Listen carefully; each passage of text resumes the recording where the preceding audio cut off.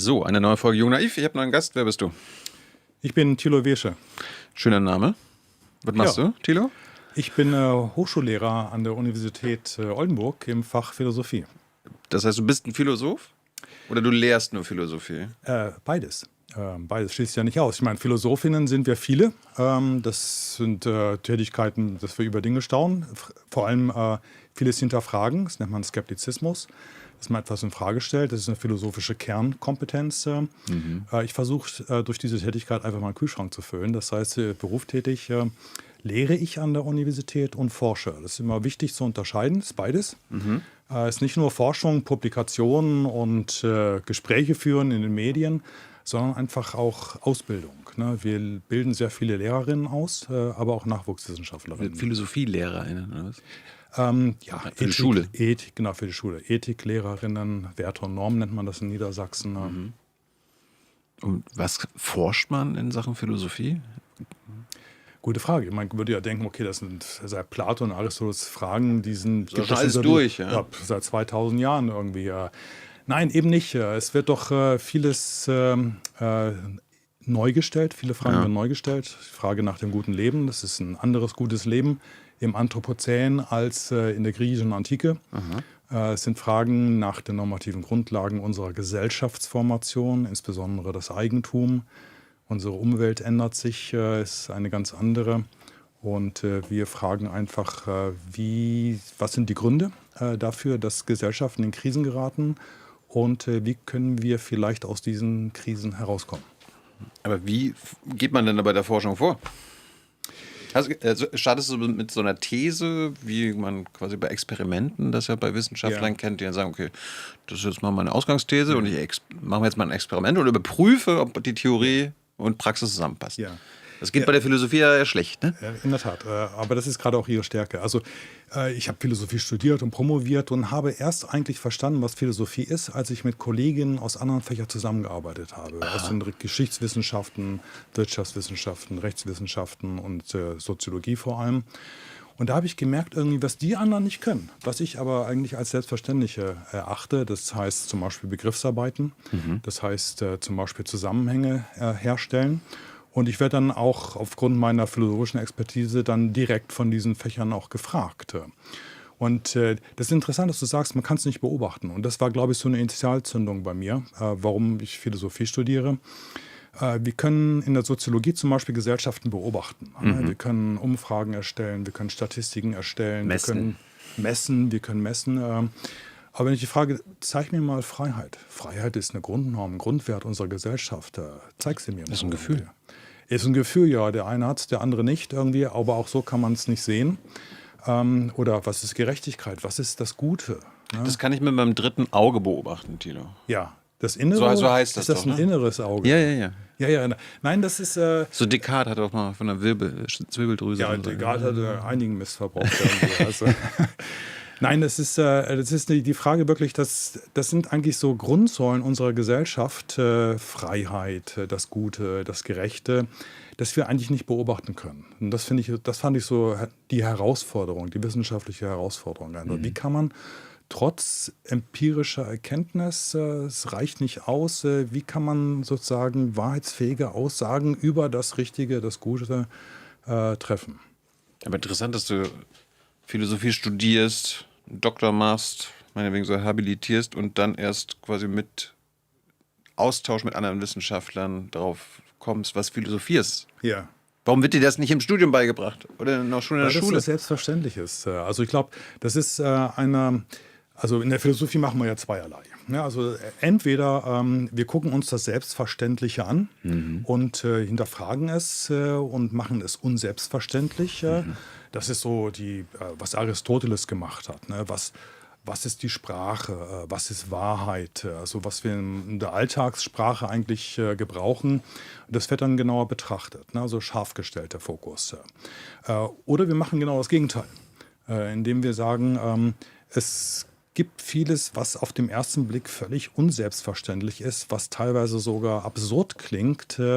Und unsere Bemühen ist dann gerade, es verständlich zu machen. dem eine Selbstverständlichkeit Gib mal ein Beispiel. zu geben. Demokratie zum Beispiel.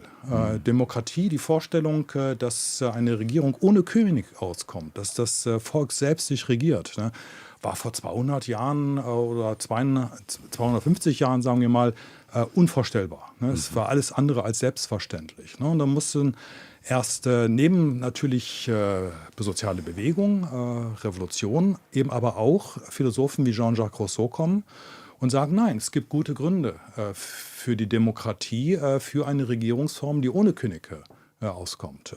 Und das will ich, Rousseau, verständlich machen. Dem eine Selbstverständlichkeit geben, eine Selbstverständlichkeit, die Demokratie heute ist. Und das ist vielleicht auch ihr Problem. Sie ist vielleicht zu selbstverständlich geworden. Alle wollen die Errungenschaften, aber nicht den Kampf für sie. Demokratie, hatten wir gerade gestern auch, ist ja eine Herrschaftsform. Ja. Ist vielleicht, das zumindest so auf dem Weg habe ich mich die letzten Jahre gemacht, dass das Thema Herrschaft vielleicht auch sowas Selbstverständliches oder nicht Selbstverständliches ist. Ja.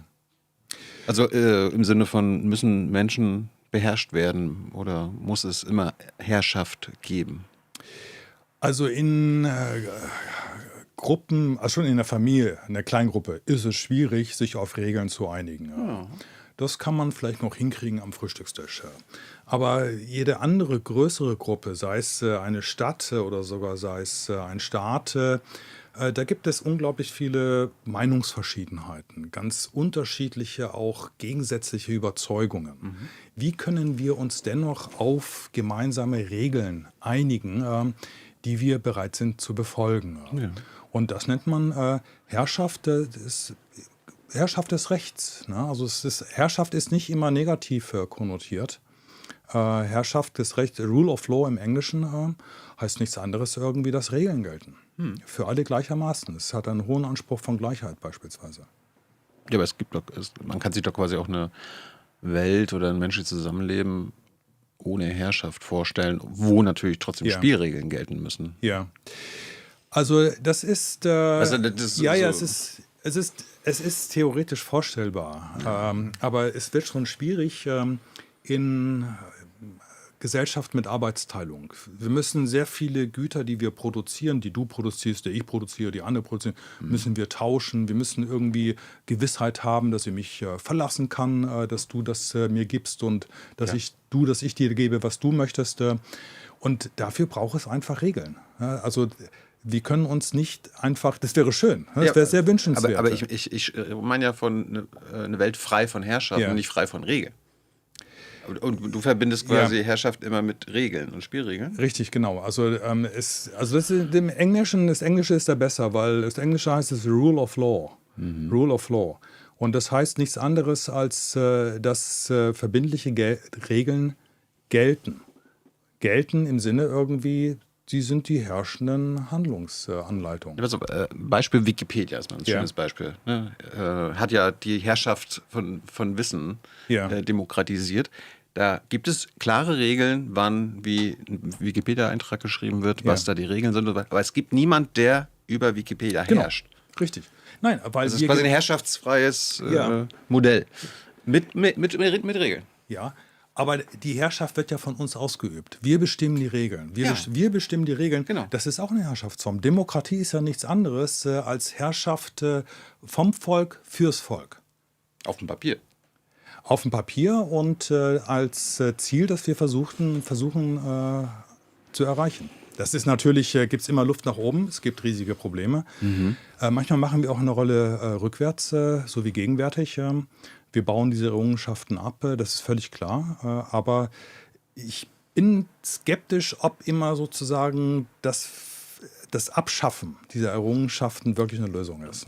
Auf keinen Fall. Ja. Also, dass demokratische Regeln und so weiter weiterhin gelten sollten, aber dass wir die viel verbessern müssen. Ja, absolut. Ja, das würde ich sagen. Das ist halt diese liberale Demokratie, wie wir das jetzt im Westen seit 100, 200 Jahren irgendwie praktizieren, dass das nicht das Ende vom Lied sein kann. Ja, da bin ich voll bei dir. Also das ist genau der Punkt. Also die Demokratie ist über 200 Jahre alt, also nach der französischen, nach der amerikanischen, nach der haitianischen Revolution. Die parlamentarische. Ja, die parlamentarische. Und die war zu ihrer Zeit durchaus eine Errungenschaft, extrem wichtig, schwer zu verteidigen gewesen. Aber wir leben in einem völlig anderen Zeitalter. Globalisierung, Digitalisierung, Anthropozän. Und wir müssen sozusagen unsere demokratische Herrschaftsform diesen Umständen anpassen. Eben, ne? Ich habe mir das immer so gemerkt, so vor 100 Jahren zum Beispiel, als wir in Deutschland quasi einen Kaiser losgeworden sind und eine parlamentarische Demokratie errichtet haben, da war ja so klar, okay, na, du kannst ja nicht 30, 40 Millionen Deutsche jeden Freitag oder einmal im Monat nach Berlin kommen lassen und dann sagen, okay, wir stimmen jetzt, weil ja Volksherrschaft ist, wir stimmen jetzt mal ab über Gesetz A oder Vorschlag B oder das und so weiter. Geht einfach nicht. Ja. Aber heutzutage, aufgrund der technologischen Möglichkeiten, ginge das ja. Wir brauchten quasi keinen Repräsentanten mehr, oder so wie es ja heute ja auch ist, wo quasi ein Abgeordneter 500.000 Menschen oder so repräsentieren muss auf dem Papier. Das ist damals quasi eine Notwendigkeit gewesen, der Volksherrschaft, die wir aber heute nicht mehr zwingend brauchen. Ja. Also ich glaube schon, dass der Parlamentarismus nach wie vor wichtig ist und auch beibehalten werden sollte unter zwei Bedingungen. Erstens sollte es eine stärkere Kontrolle geben, auch des Parlaments. Zum Beispiel sollte besser geregelt werden, dass es wirklich eine Repräsentation der Bevölkerung ist und nicht sozusagen wie im amerikanischen Kongress beispielsweise einfach nur noch Millionäre Volksvertreter sind. Das sind keine Vertreter im engeren Sinne. Und das andere ist, dass der Parlamentarismus, das heißt eben die Vertretung, die politische Vertretung, ergänzt wird durch Elemente der direkten Demokratie. Na, also Volksentscheid zum Beispiel. Okay. Also Deutsche Wohnen und Co. enteignen, ne, Volksentscheid. Dass das aber nicht irgendwie einfach nur so ein Vorschlag ist, damit das im Senat besprochen wird, sondern es müssen verbindliche Volksentscheide sein. Und es geht um die Ergänzung, es geht um die Mischform. Aber dass man den Parlamentarismus im Bausch und Bogen abschafft, da bin ich skeptisch. Solange wir was Besseres finden. Ja. Was hältst du von der Idee, quasi so zu losen, wer in den Bundestag kommt? Oder quasi per Zufallsprinzip die Leute hinzuschicken und dann aber auch so maximal 5 Jahre. Die wissen, die werden nicht nochmal reinkommen, die werden nicht mehr wiedergewählt. Also dieses Incentive von, okay, ich mache erstmal das, was meine Macht sichert, sodass ich das nochmal wieder machen kann. Das fällt alles weg, sodass man sich quasi auf die Sache konzentrieren kann. Ja. Und dann werden aber diejenigen, die da reingelost werden oder zufällig reinkommen, aber auch mit allem ausgestattet, was sie brauchen, mit allen notwendigen Privilegien. Was hältst du davon? Also ich würde nicht sagen, dass das eine Lösung ist für die gesamte Repräsentation, dass das Parlament also insgesamt durch das Losverfahren bestimmt wird. Ich glaube, dass die Wahl dort nach wie vor eine wichtige Funktion ist, aber das ist sozusagen ein Element, das eben den Parlamentarismus ergänzen sollte. Es sollte eben verbindliche Räte geben. Und da kann man sich vorstellen durchaus, dass diese Räte besetzt werden mit Bürgerinnen, die nach dem Losverfahren bestimmt werden. Und das Losverfahren ist immer dieses Prinzip der Fairness. Ne? Also jeder hat die gleiche Chance, da reingewählt zu werden. Ne? Kann natürlich manchmal auch sehr ungünstige Ergebnisse erzielen. Deswegen so, dass die 1A-Lösung ist das auch nicht. Aber ich glaube, die jetzige Lösung, dass die Parteien das ausmachen. Ich meine, im Grunde ist ja quasi die wir in den Bundestag wählen, formal, werden ja vorher durch die Parteien schon gefiltert. Ja. Da haben wir ja keinen Einfluss darauf, wer aufgestellt wird. Ja. Nein, wie gesagt, also da stimme ich dir vollkommen zu. Also so kann es nicht weitergehen, das glaube ich uns auch allen klar einfach. Den meisten ist das klar. Die gestrige Folge hat mich da ein bisschen zweifeln lassen. Ja, okay. Ja. Gut, nein, also das ist, was ich schon sagte zum Beispiel, ne, dass Politik eine Karriere wird. Ne, dass man von Anfang an die Laufbahn einschlägt und dann bis zum Ende durchläuft. Es fehlen Quereinsteiger. Deswegen ist zum Beispiel auch die AfD für viele attraktiv. Da gibt es viel mehr Quereinsteiger einfach. Ne? Viele aus dem Handwerk. Ne? Nennen wir andere Parteien, wo das Handwerk so stark vertreten ist.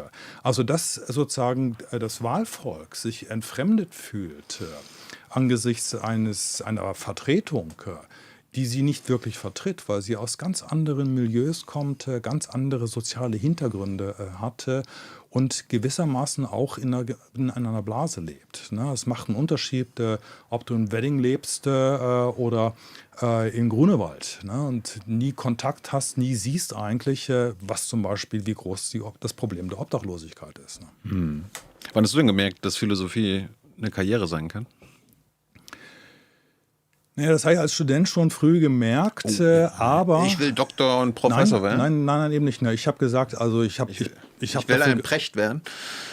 So ein Populärphilosoph oder so? Achso, sowas auch nicht. Ja. Ist ja übrigens auch kein Philosoph, sondern ist ein Journalist oder freier Schriftsteller. Philosoph ist ja keine Berufsbezeichnung. Man ist Journalist, man ist Hochschullehrer, man ist freier Schriftsteller. Aber Journalist ist ja kein fester Begriff, kann sich ja auch jeder nennen. Und wenn ich jetzt philosophieren würde mit dir, dann bin ich ja quasi jetzt auch in dem Moment ein Philosoph. Dementsprechend. Genau. Also das ist eben sozusagen nicht Philosophie als Wissenschaft. Philosophie ist immer auch eine Wissenschaft, sondern es ist Philosophie als Alltagspraxis. Ne? Und das ist eine der Vorteile der Philosophie. Das kann eigentlich jeder und jede einfach. Ne? Und ich habe dafür gebrannt einfach als Student, habe aber auch sofort gesehen, oh, das wird schwierig, damit Brot zu verdienen. Und habe mir dann immer einen Plan B vorgestellt. Ne? Notfalls Taxifahrer. Im Ernst? Ja, absolut. Das war für mich völlig klar. Ich habe dafür gebrannt. Ich wollte das unbedingt machen. Und wenn es nicht klappt irgendwie, ich habe es halt versucht. Ne? Und Taxifahrer war eine Option. Ich habe viel auf dem Bau gearbeitet als Student in Margarinefabriken, alles Mögliche. Du hast auf dem Bau gearbeitet? Ja, klar. Was hast du gebaut? Es war damals schon in den 90er Jahren, da gab es Dämmung. Da habe ich Dämmung frühmorgens um 5:30 angebracht und die Leute aus dem Schlaf gebohrt. Du warst das? Ich war das. Unter anderem. Da kommt man so schön noch philosophieren am Bett und dann kommt der Thilo. Ja, und es hat immer geklappt, ne? Also Schritt für Schritt. Ne? Man sollte nie irgendwie schon mit 16 Vorstellungen, ich will Philosophieprofessor werden. Wir können vielleicht noch mal über deine Jugend sprechen, aber das bleiben wir jetzt aber mal dabei. Du hast ja 2001 promoviert, wir reden gleich nochmal über Kierkegaard. Dann hast du 2008 die Habilitierung gemacht.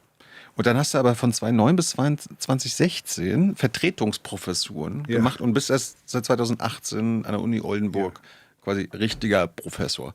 Wie war dann diese Zeit zwischen 2008 und 2018? Das sind 10 Jahre, wo du nicht weißt und sicher sein kannst, dass du am Ende irgendwo Professor werden kannst. War das für dich okay oder war das so eine unsichere Phase? Ich meine, das war die Hölle. Ne? Also das waren ja Vertretungen und Vertretung an der Universität heißt, dass man nur für ein Semester vertritt. Ich wusste nicht, ob ich 6 Monate später arbeitslos bin. Ne? Also man muss schon... Ob du Taxifahrer wirst. Ob ich Taxifahrer werde oder Lehrerberuf wäre dann auch eine Option gewesen. Das ist schon wahnsinnig stressig gewesen. Wie macht man das? Man muss für die Sache brennen, das ist völlig klar. Also man muss das wirklich für wichtig als auch eine Mission irgendwie betrachten. Aber man darf nie verbissen nur dieses eine Ziel verfolgen. Ich finde, man muss immer einen Plan B haben. Wenn es nicht klappt, dann klappt es nicht, aber man hat es probiert. Und zum anderen, glaube ich, muss man immer auch die positiven Seiten sehen. Also ich habe unglaublich viel gelernt in diesen Lehr- und Wanderjahren. Ich war in so vielen Instituten mit so vielen Kolleginnen zusammen. Jedes Institut tickt anders. Es gab andere Herausforderungen, andere Aufgaben. Also in diesen Jahren habe ich sehr viel gelernt einfach und zehre heutzutage noch davon, obwohl ich eben eine feste Professur habe. Ich stelle mir umgekehrt manchmal vor, ja, wie wäre das gewesen, wenn ich nach der Habilitation sofort eine Professur bekommen hätte und den Rest meines Lebens irgendwie immer nur in meinem Büro gewesen wäre. Ne? Ja, aber also, du hast erst mit 50 quasi deinen Traumjob. Ja, das stimmt. Könnte man sagen, das ist wahrscheinlich ein Traumjob, jetzt Professor zu sein. Ich hatte die Sicherheit ab 50. Ne? Also meinen Traumjob habe ich schon die Jahre davor gemacht. Ja. Aber hattest du dann irgendwie so, okay, wenn ich es bis 55 nicht schaffe, dann geht jetzt Plan B aber wirklich los? Ja, das war so. Also es ist so, dass es ist jetzt in verschiedenen Bundesländern jeweils anders. Es gibt eigentlich ein Alter für die Verbeamtung. Und Universitäten berufen ungern über dieses Verbeamtungsalter hinaus, weil dann nämlich dann ist man nur angestellt und das heißt, dass die Universität für die Sozialleistung aufkommen muss und nicht das Ministerium, nicht das Land. Deswegen haben Universitäten nicht daran Interesse, jemanden nicht zu verbeamten, sondern anzustellen. Und für mich war klar gewesen, ich versuche das so lange, wie es möglich ist. Und wenn es nicht geht, ich hatte auch schon Kontakt zum Ministerium gehabt, ob ich als Quereinsteiger in der Schule was machen kann. Also den Plan B hatte ich. Ja. Das hat mir auch eine Sicherheit, das hat mich beruhigt, das hat mir eine Sicherheit gegeben. Du hast am Ende quasi an der Uni Oldenburg vorgesungen, hast es bekommen. Wie oft hast du an anderen Unis dich beworben und vorsingen müssen, wie es so schön heißt? Das kann ich nicht mehr erzählen. So oft? Ja, sehr oft, sehr oft. Und wie gesagt, das war nicht schön einfach. Zweifelt man dann irgendwann an sich, ob man... Weil du hast ja quasi immer unterlegen gegen andere. Ja. Auch häufig konnte ich mir das erklären. Ne? Ja. Manchmal war ich einfach nicht, manchmal hatte ich keine gute Tagesform.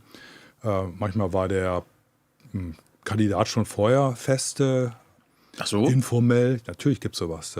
Wirklich? Ja, oder manchmal habe ich nicht den richtigen Stallgeruch. So läuft das einfach. Ne? Ich meine, aber nicht nur an der Uni. Ne? Es gibt in vielen Berufen so, muss man einen gewissen Stallgeruch mitbringen. So Vitamin B oder was meinst du? Nee, ist gar nicht so direkt, sondern ich verstehe das auch irgendwie. Zu sagen einfach, okay, den kenne ich schon seit so vielen Jahren, den fand ich eigentlich gut. Den kenne ich von Tagungen, von Vorträgen, der wird von Kollegen geschätzt irgendwie.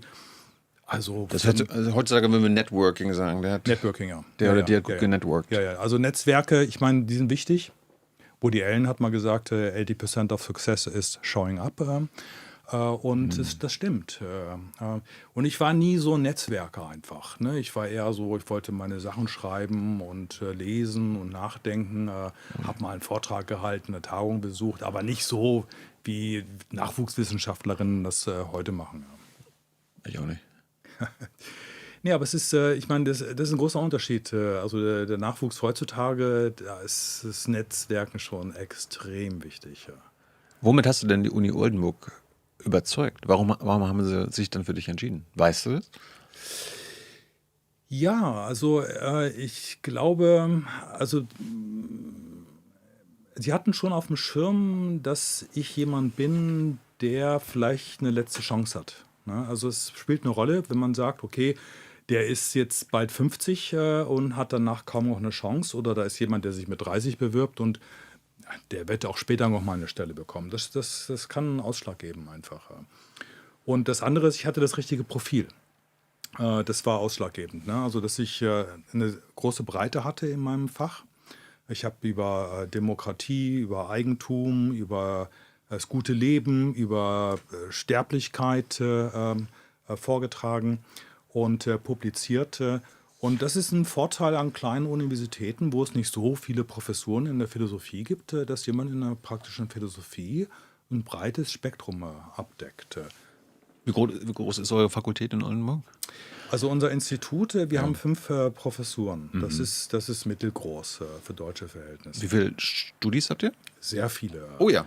Weil wir haben, die Universität Oldenburg hat ungefähr, es ändert sich ja von Jahr zu Jahr, also ungefähr 12.000, 13.000 und 10% davon sind in der Philosophie eingeschrieben. Was ist mit denen denn los? Ja, das hat was mit der Lehrerausbildung zu tun. Oldenburg Philosophie bildet alle Schulen aus, also sowohl Philosophie, Grundschule, Ethik, Grundschule, aber auch Gymnasium natürlich. Und dadurch kommen viele aus Niedersachsen nach Oldenburg, übrigens auch Bremen, weil Bremen in der Philosophie oder in der Ethik keine eigene Lehrerausbildung hat. Die kommen dann alle nach Oldenburg. Wir haben sehr viele Studierende und das ist unsere Lebensversicherung. Ne? Wir werden gebraucht, ist gut. Jetzt unterrichtest du ja seit ungefähr 20 Jahren. Haben sich deine Studenten, die Studierenden so verändert? Fällt dir das auf oder ist das immer noch im Großen und Ganzen gleich? Nein, es haben sich zwei Faktoren haben sich sehr verändert. Das eine ist, wen wundert's, Digitalisierung. Studierende arbeiten auch mit KI ganz stark und das ist immer eine Herausforderung, den Studierenden, Jungen zu zeigen, dass KI wichtig ist, ein wichtiges Hilfsmittel, aber eben nur ein Hilfsmittel. Ich mache das zum Beispiel so, dass ich am Ende eines Semesters so eine Ergebnissicherung mache und frage die Studierenden, was war wichtig, welche Fragen haben sich geklärt für sie. Und einmal eine Runde und danach sage ich so, jetzt geben Sie mal diese Fragen KI ein und vergleichen Sie Ihre Antwort mit der Antwort der KI. Und es ist wirklich durchgehend der Effekt, dass die Studierenden die Erfahrung machen, sie sind eigentlich schlauer als die KI. Die KI gibt nicht so gute Antworten, wie sie sich in einem Semester selber erarbeitet haben in der Lehrveranstaltung. Schummeln die mit KI? Ja. Wie kannst du das verhindern? Versuchst du das zu verhindern? Nein, das ist, also erstmal ist es total lästig, dass man sehr viel Zeit aufwendet, um eine Abschlussarbeit, Bachelor- oder Masterarbeit zu lesen und am Ende merkt irgendwie, das kann nicht irgendwie selbst geschrieben sein. Du brauchst wahrscheinlich länger, um das zu lesen, als diese gebraucht haben, Ja, um es schreiben zu lassen. Ja. Und das andere ist einfach, ich meine, das ist schon eine gewisse Frustration im Beruf einfach, wenn man Studierende hat, die eigentlich nicht darauf Wert legen, eine Expertise zu erwerben, also wirklich Fachwissen zu erwerben, um dann in der Schule dieses Wissen weiter zu vermitteln. Weil im Grunde schaffen die sich ja selber ab irgendwie. Ich meine, wenn man an der Universität allein mit KI studieren kann, dann werden das Schülerinnen und Schüler in der Schule auch machen können. Da brauchen wir auch keine Lehrerinnen mehr. Gut, du meinst, KI spielt eine Rolle bei der Veränderung in den letzten 20 Jahren? Was noch? Also es ist eine Verunsicherung, also eine gesellschaftliche Verunsicherung, dass Studierende auch durch die geopolitische Lage, durch viele Krisen, also Klimawandel ist ein Riesenthema bei den Jüngeren, dass sie verunsichert sind und auch so einen Bedarf haben nach Orientierung. Ne? Also nicht, dass ich denen irgendwie Ratschläge gebe oder ihnen Kompass bin, aber sie wollen schon wissen irgendwie, was mögliche Alternativen sind. Zu was? Zum Beispiel zu einer Wirtschaftsform, die auf Wachstum basiert, die uns in eine Sackgasse führen wird. Ja, das darfst du dir aber dann nicht sagen. Ja, da kommt der Verfassungsschutz und beobachtet euch. Antikapitalistische oder postkapitalistisch ist gefährlich in Deutschland. Ja, aber unseren Planeten zu retten, ist doch durchaus ein legitimes Anliegen. Ja. Und immer wachstumsbasiert, das muss klar sein. Der Markt regelt das. Ja, schön wär's. Aber wir sehen ja, dass auch zum Beispiel der Datenmarkt nicht so einfach funktioniert. Ne? Es ist eine extreme Monopolisierung, das selbst den Grundsätzen des Kapitalismus völlig zuwiderläuft. So einfach ist das nicht. Aber ansonsten im Großen und Ganzen zufrieden mit deinen Studis. Hast du viele ausländische oder sind das, weil du gerade sagst, ihr bildet auch Lehrer und Lehrerinnen aus und so weiter, hauptsächlich?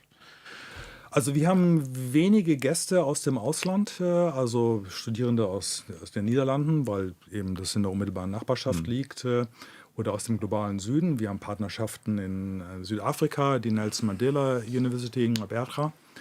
Und das ist wenig Austausch, aber wir haben sehr viele Studierende mit Migrationsgeschichte. Und das sind in der Regel Erstakademikerinnen. Und das muss ich auch erstmal lernen, dass man diesen Unterschied im Auge behalten muss. Ne? Dass man nicht von allen gleichermaßen erwarten kann, dass sie wissen, was eine Universität ist, was man zu tun hat. Und es ist ganz wichtig, sozusagen da ein offenes Ohr zu haben, dass es da besondere Schwierigkeiten gibt, Herausforderungen, sagen wir mal. Ich meine, jetzt ist es für mich, ich komme auch nicht aus dem Akademiker-Haushalt und so weiter, ist so für mich selbstverständlich, dass man da Leute an die Hand nehmen sollte. Warum ist das mal nicht selbstverständlich? Weil es sind zu viele. Ich meine, ich halte Vorlesungen vor 500 Studierenden. Ich kann nicht... die sind sogar auch noch da? Die kommen gerne? Also es kommen nicht alle in die Lehrveranstaltung. Okay. Es wird auch aufgezeichnet. Sie können sich zu Hause anschauen. Schön. Aber ich sage immer, ich meine, man muss alle versuchen, ins Boot zu holen. Und man lernt auch in den vielen Jahren der Lehre Möglichkeiten, Leute zu aktivieren. Aber im Grunde bleibt dann immer eine Gruppe übrig, für die man diese Lehre mit Herzblut betreibt. Wer? Die Nerds? Oder wie? Ja, also nicht unbedingt Nerds irgendwie, sondern diejenigen, die es wissen wollen. Und das sind übrigens, das sind häufig Erstakademikerinnen. Erstakademikerinnen sind diejenigen, die dicke Bretter bohren. Die wollen es wissen irgendwie. Die geben sich nicht mit so Kleinkram zufrieden. Warum? Klar, weil es ist vielleicht so ein Overachiever. Man muss irgendwie mehr bringen als nötig, als andere. Und sie können sich nicht auf ein Polster ausruhen. Das treibt an. Und ich glaube, es ist auch etwas, das ist so die Entdeckung einfach. Ne? Also wenn man als Erstakademikerin, also ich kam auch aus einer bildungsfernen Familie. Das wäre jetzt im Moment eine Frage gewesen. Ja, genau, ja. Okay. Und das ist sozusagen, was ich nicht von den Eltern gelernt habe, auch nicht von anderen Verwandten irgendwie, die Entdeckung mache ich hier an der Universität. Wow, hier werden ja Fenster aufgestoßen irgendwie. Wow, was ist das für eine Welt da draußen irgendwie? Das ist schon toll. Und das motiviert. Du kommst also auch nicht aus einem Akademikerhaus. Was haben deine Eltern gemacht? Also mein Vater... Sag jetzt nicht Taxifahrer. Also mein Vater war eher Abenteurer. Er hatte dann extrem lange Chemie studiert aber hat dann in der Kläranlage gearbeitet, Backsteinfabrik in der Mine und war dann letztendlich dann doch Dozent an der Universität geworden. Der hat in der Mine gearbeitet? Ja, als Chemiker. Aber so einfach mal so Gesteine da ein bisschen aufsammeln und prüfen, was da drin ist und so weiter. Ja. Aber er hat auch studiert, also... Ja, er hat dann auch studiert, aber es war eine sehr bildungsferne Familie einfach. Also es gab keine Bücher, es gab nicht diese akademischen Gespräche, irgendwie gar nicht. Ja. Und deine Mama? Meine Mutter war viel zu Hause und hatte verschiedene Gelegenheitsarbeiten. Mal Strickereiarbeit, mal Pflegearbeit für ältere Menschen. Ja, diese Art. Wo kommst du überhaupt her? Wo bist du geboren, groß geworden? Ja, also ich bin in Norddeutschland geboren, in Wolfenbüttel, habe dann die ersten Jahre in Klauster-Zellerfeld im Oberharz verbracht. In den 70er Jahren sind dann meine Eltern, mein Kind und Kegel ausgewandert nach Namibia. Und, was? Das habe ich gar nicht gelesen. Nee, ja, also, Ihr seid nach Namibia gegangen? Wir sind 78 nach Namibia ausgewandert, ja. In das ehemalige deutsche Kolonialgebiet? Ja, genau, richtig, ja. Ehemalig Deutsch-Südwest. Als wir ausgewandert sind nach Namibia, es war damals Apartheidsstaat. Also rückblickend frage ich mich, wie mein Vater auf die Idee kam, irgendwie in einen Apartheidsstaat auszuwandern. Aber gut. Hast du ihn mal gefragt? Ja, klar. Aber große Antworten kamen da nicht irgendwie. Hier scheint die Sonne irgendwie und hier ist das Leben. Was haben sie euch denn erzählt? Kinder, wir gehen jetzt nach Namibia. Ja, ich war da 10 Jahre alt irgendwie. Ich hab's nicht verstanden. Ich dachte, oh wow, ich fahre nach Afrika irgendwie, da gibt es irgendwie Giraffen und Elefanten, toll. Aber nach 2 Wochen wollte ich zurück. Und nee, ging nicht. Warum wolltest du? Heimweh einfach. Ne? Also die vertraute Umgebung, Freunde. Nee, das war dann alles, also auch meine Eltern haben die Brücken alle gekappt. Es war völlig klar, es gibt kein Zurück. Was haben die denn da beruflich gemacht? Ja, wie gesagt, mein Vater war Abenteurer, der hatte nichts. Was heißt das? Ja, hat einfach alles zusammengepackt. Wir sind nach Windhoek geflogen, da hat er dann einen Freund angerufen, ob er ihn abholen kann vom Flughafen. Und dann war schon die Frage des Freundes auf dem Weg in die Hauptstadt Windhoek, wo er uns denn abladen soll. Und da sagte mein Vater, er wisse das auch nicht irgendwie. Er hat keinen Plan gehabt einfach. Und Mama hat mitgemacht? Ja, mitgemacht, ja. Es war ein bisschen aufregend. Also ich hätte es nicht gemacht als Vater. Wie lange habt ihr denn gebraucht, um quasi da ein Leben einzurichten? Wie lange wart ihr insgesamt da? Gib uns erstmal einen Rahmen. Also meine Eltern leben immer noch dort. Auha. Ich versuche auch, meine Eltern so häufig wie möglich zu besuchen, einmal im Jahr, wenn es geht. Wie lange warst du denn da? Oh, ich war bis ich meine Hochschulreife erworben habe. Also bis, lass mich kurz Ende der sagen, 80er? 87, genau. Weihnachten 87. Also über 10 Jahre? Ja, 10 Jahre dort, ja. Habt also meine Schulzeit im Grunde da verbracht. Kannst du ein bisschen davon erzählen? Wie ist es als weißer Deutscher in einem Apartheid-Land zu leben? Ja, das ist ein guter Punkt. Also ich war, wie gesagt, 10 Jahre und mir ist nicht aufgefallen, was das Problem ist. Ne? Also natürlich gibt es Auffälligkeiten und das hat mich ein bisschen staunen lassen. Also zum Beispiel, dass in der Nachbarschaft nur Weiße leben, dass ich auf eine Schule gehe, wo nur Weiße sind. Während wenn ich an der Straße stehe oder wenn ich einkaufen gehe, es nur Schwarze gibt, die mussten damals in der Apartheid eben zurück ins Township fahren. Ne? Und irgendwie, ja, es war komisch, aber weißt du, mit 10 Jahren macht man da einfach mit, irgendwie in Fußballmannschaft. Dann habe ich aber mitbekommen, also Fußball. Aber ganz kurz, war so eine Ja. deutsche Schule, so Goethe Ja. oder was war das? Nee. Okay. Also es gibt eine sehr große deutschsprachige Community dort. Und es gibt mehrere deutschsprachige Schulen dort. Es gibt die Regierungsschulen. Ich war dann auf eine Nichtregierungsschule. Und das Nichtregierungsschule heißt, dass man da das Auslandsabitur machen konnte. Und das hieß wiederum, dass die Bundesrepublik da eben auch Lehrer und auch Gelder investiert. Und das heißt wiederum, sie dürfen eigentlich keine rassistische Schule unterstützen. Ne? Deswegen musste die Schule, auf die ich ging, durfte keine Apartheidsschule sein. Und dann hat man gesagt, okay, hier dürfen auch Schwarze zur Schule gehen. Man hat natürlich aber die Standards so hoch gehoben, dass Nur wohlhabende Schwarze. Oder? nein, das ist niemand. Es gab keinen Schwarzen. Irgendwie. Es war eine rein weiße Schule. Was aber dazu führte, weil bei uns theoretisch auch hätten Schwarze zur Schule gehen können, dass wir zum Beispiel beim Fußball nicht gegen die Mannschaften der anderen weißen Schulen spielen durften, sondern wir mussten immer gegen die Schulen der Schwarzen spielen.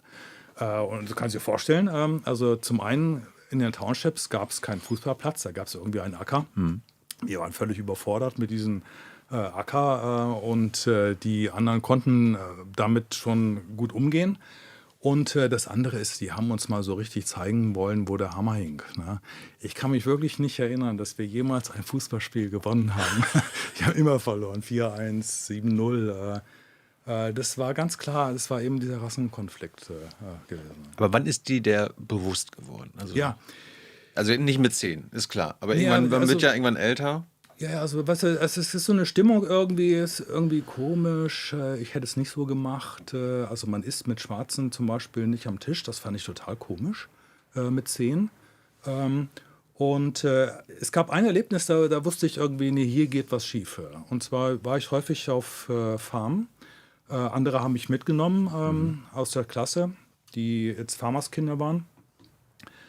Und man muss sich vorstellen, auf der Farm das sind lange Wege, staubige Straßen, wahnsinnig heiß. Und dann gehen Farmarbeiter in dieser Hitze, in diesem Staub kilometerlang. Ja. Und ich habe mich immer gefragt, irgendwie, wieso nehmen wir die nicht mit? Wir haben doch Platz in dem Auto. Ja. Wieso nehmen wir die nicht mit? Nee, macht man nicht. Ne? Und dann gab es einmal das Erlebnis, da waren wir mit einem Rindertransporter unterwegs. Und dann hält der Fahrer auf einen schwarzen Farmarbeiter zu mit dem LKW auf der Straße, dass er wirklich wegspringen musste. Und ich dachte, hey, was soll das? Und er lachte dann auch noch dabei irgendwie. Und da habe ich gemerkt, irgendwie, nee, das ist absolut nicht in Ordnung.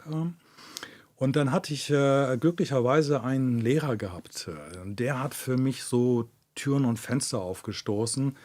Der hat mich, der kam aus Deutschland und hatte Kontakte aufgebaut zur Befreiungsbewegung des SWAPO und hatte mich mal mitgenommen.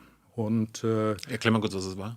also die SWAPO ist die Befreiungsbewegung, die Anti-Apartheidsbewegung, die auch militärisch gekämpft hat gegen Südafrika, gegen die Besatzung. Die war offiziell nicht verboten, aber alles, was mit SWAPO zu tun hatte, war dann verboten gewesen. Ne? Also Versammlungen zum Beispiel, Treffen oder Schriften, das wurde dann, da hat man sich strafbar gemacht mit. Und dann hatte ich da zu denen Kontakt aufgenommen und Wie alt warst du da? da war ich 15. Ah ja. 15. Ja, und das fand ich irgendwie so interessant, also diese Politisierung einfach und dass man sich so gegenseitig kennengelernt hat, wirklich zwei völlig getrennte Welten plötzlich da in Kontakt kommen. Ich fand das toll. Hast du dann eine neue Welt entdeckt dann also auch? Ja, genau. Ja. Und ich habe mich dann auch sehr engagiert da. Das wurde sehr ungern gesehen in der weißen Community. Die Zeitung hat darüber berichtet, meine Eltern haben Schwierigkeiten bekommen, ich bin von der Schule geflogen. What? Ja, nee, es war, also ich galt so irgendwie als Verräter einfach. Ne? Also es gab extrem wenig Weiße, die sich für die SWAPO engagiert hatten. Was wurde dir denn vorgeworfen? Also wie haben sie das geframed? Wofür wurdest du von der Schule geschmissen? Ja, die mussten natürlich einen Vorwand finden irgendwie, weil das ja eben also von der Bundesrepublik finanzierte Schule war. Die haben dann irgendwie einen Vorwand gefunden irgendwie, dass mein Zeugnis nicht stimmte irgendwie. Ne? Und dann habe ich mich wieder eingeklagt. Und dann habe ich auch darauf geachtet, dass ich denen nicht nochmal einen Anlass gebe, mich von der Schule zu werfen. Also ich musste dann auch aus dem Land gehen. Also ich musste ins Exil gehen, weil ich als Weißer in das südafrikanische Militär oder damals auch südwestafrikanische Militär eingezogen wurde. Ich hätte gegen meine eigenen Genossen kämpfen müssen. Wie, du warst sogar ein namibischer Staatsbürger oder wie ist das? Nee, das ist also damals, also ich hatte die Permanent Residence. Ja. Und das ist interessant, mit deutschem Pass war man verpflichtet, in einem Apartheidsstaat ins Militär zu gehen. What the fuck? Ja. Und, und dann wurde ich eingezogen und mir war völlig klar, ich muss hier 2 Tage nach dem Schulschluss, also nach dem Abitur, musste ich bei Nacht irgendwie das Land verlassen. Und das Interessante war, ich hatte dann mit meiner Mutter telefoniert hin und wieder, als ich noch in Namibia war. Und dann war immer so komisches Klicken in der Telefonleitung. Ne? Dann habe ich meine Mutter auch gefragt, und gesagt, hast du es auch gehört? Und wir hatten uns nie was dabei gedacht. Die wurde überwacht. Ja, und der Punkt war, dass also meine Eltern waren dann geschieden, getrennt und meine Mutter lebte mit einem neuen Partner zusammen. Und dessen Bruder war Offizier beim Geheimdienst. Und der wusste, wer ich war. Der wusste, dass ich SWAPO-Mitglied bin. Der hat durch die Gespräche mitbekommen, dass ich eigentlich desertiere und hat aber die schützende Hand über mich gehalten, weil er wusste, dass ich der Sohn der Partnerin seines Bruders war. Das kam aber erst viel später heraus. Und wenn jetzt so eine Zeitung über so einen jungen Weißen berichtet, das war dann die weiße Zeitung, wo ihr gelebt habt? Ja. Wie haben die das geframed, was du da gemacht hast?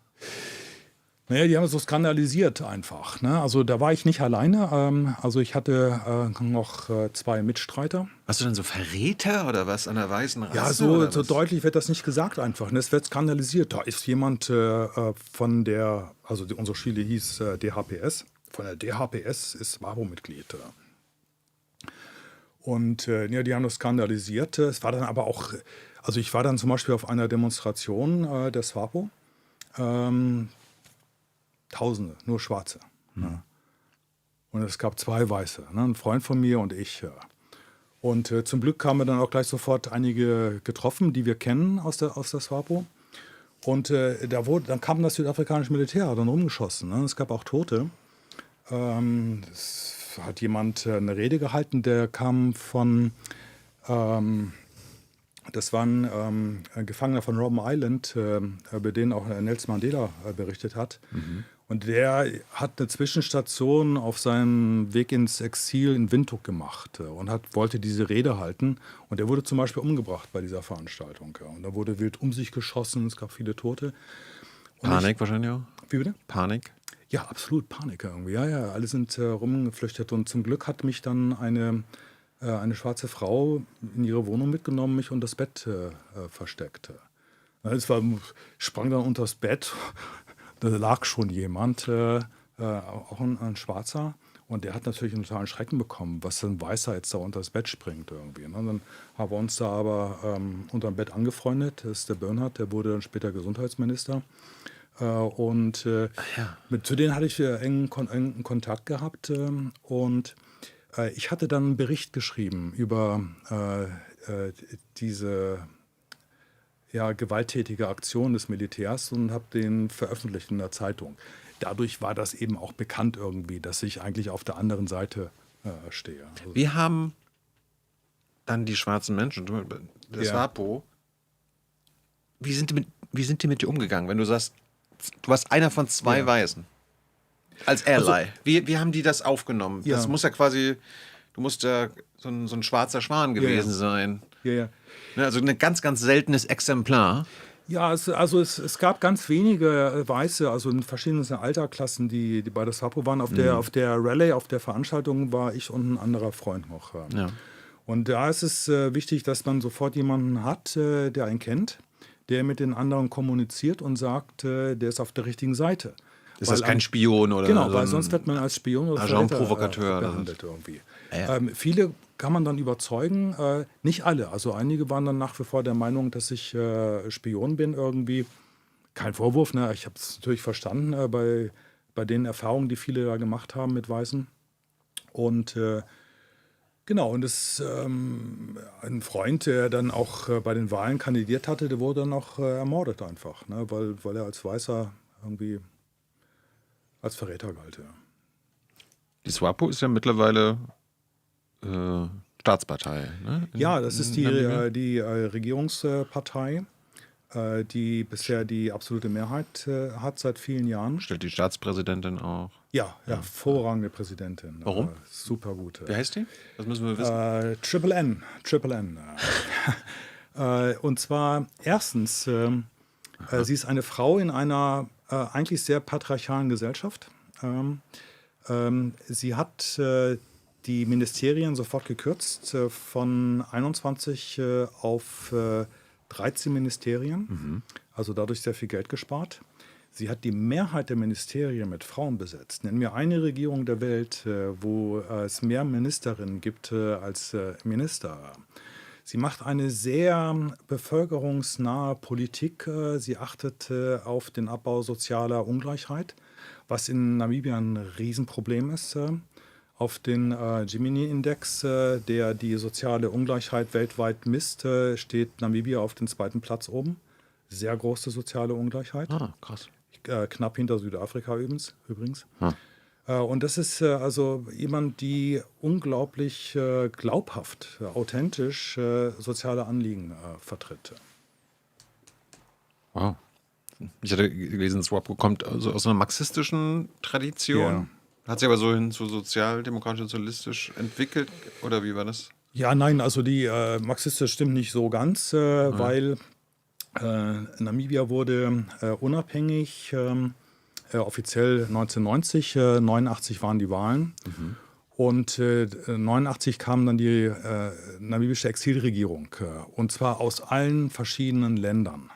Es gab SWAPO-Vertretungen in New York, in London, in Bonn, aber auch in Moskau und Havanna. Und das ist einer der wenigen Beispiele, wo sozusagen blockübergreifend sich eine politische Bewegung gefunden hatte.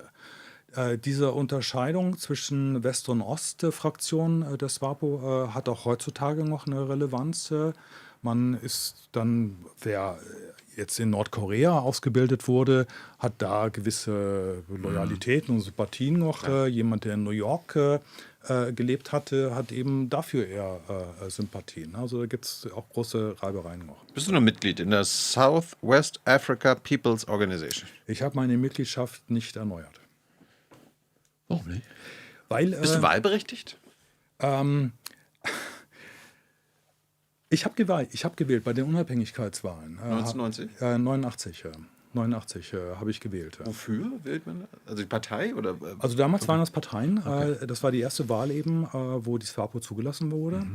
Und da gab es dann Wahlen und da hat SWAPO natürlich haushoch gewonnen einfach. Und nee, für mich war wichtig... das heißt, du bist irgendwann aus deinem Exil zurückgekehrt?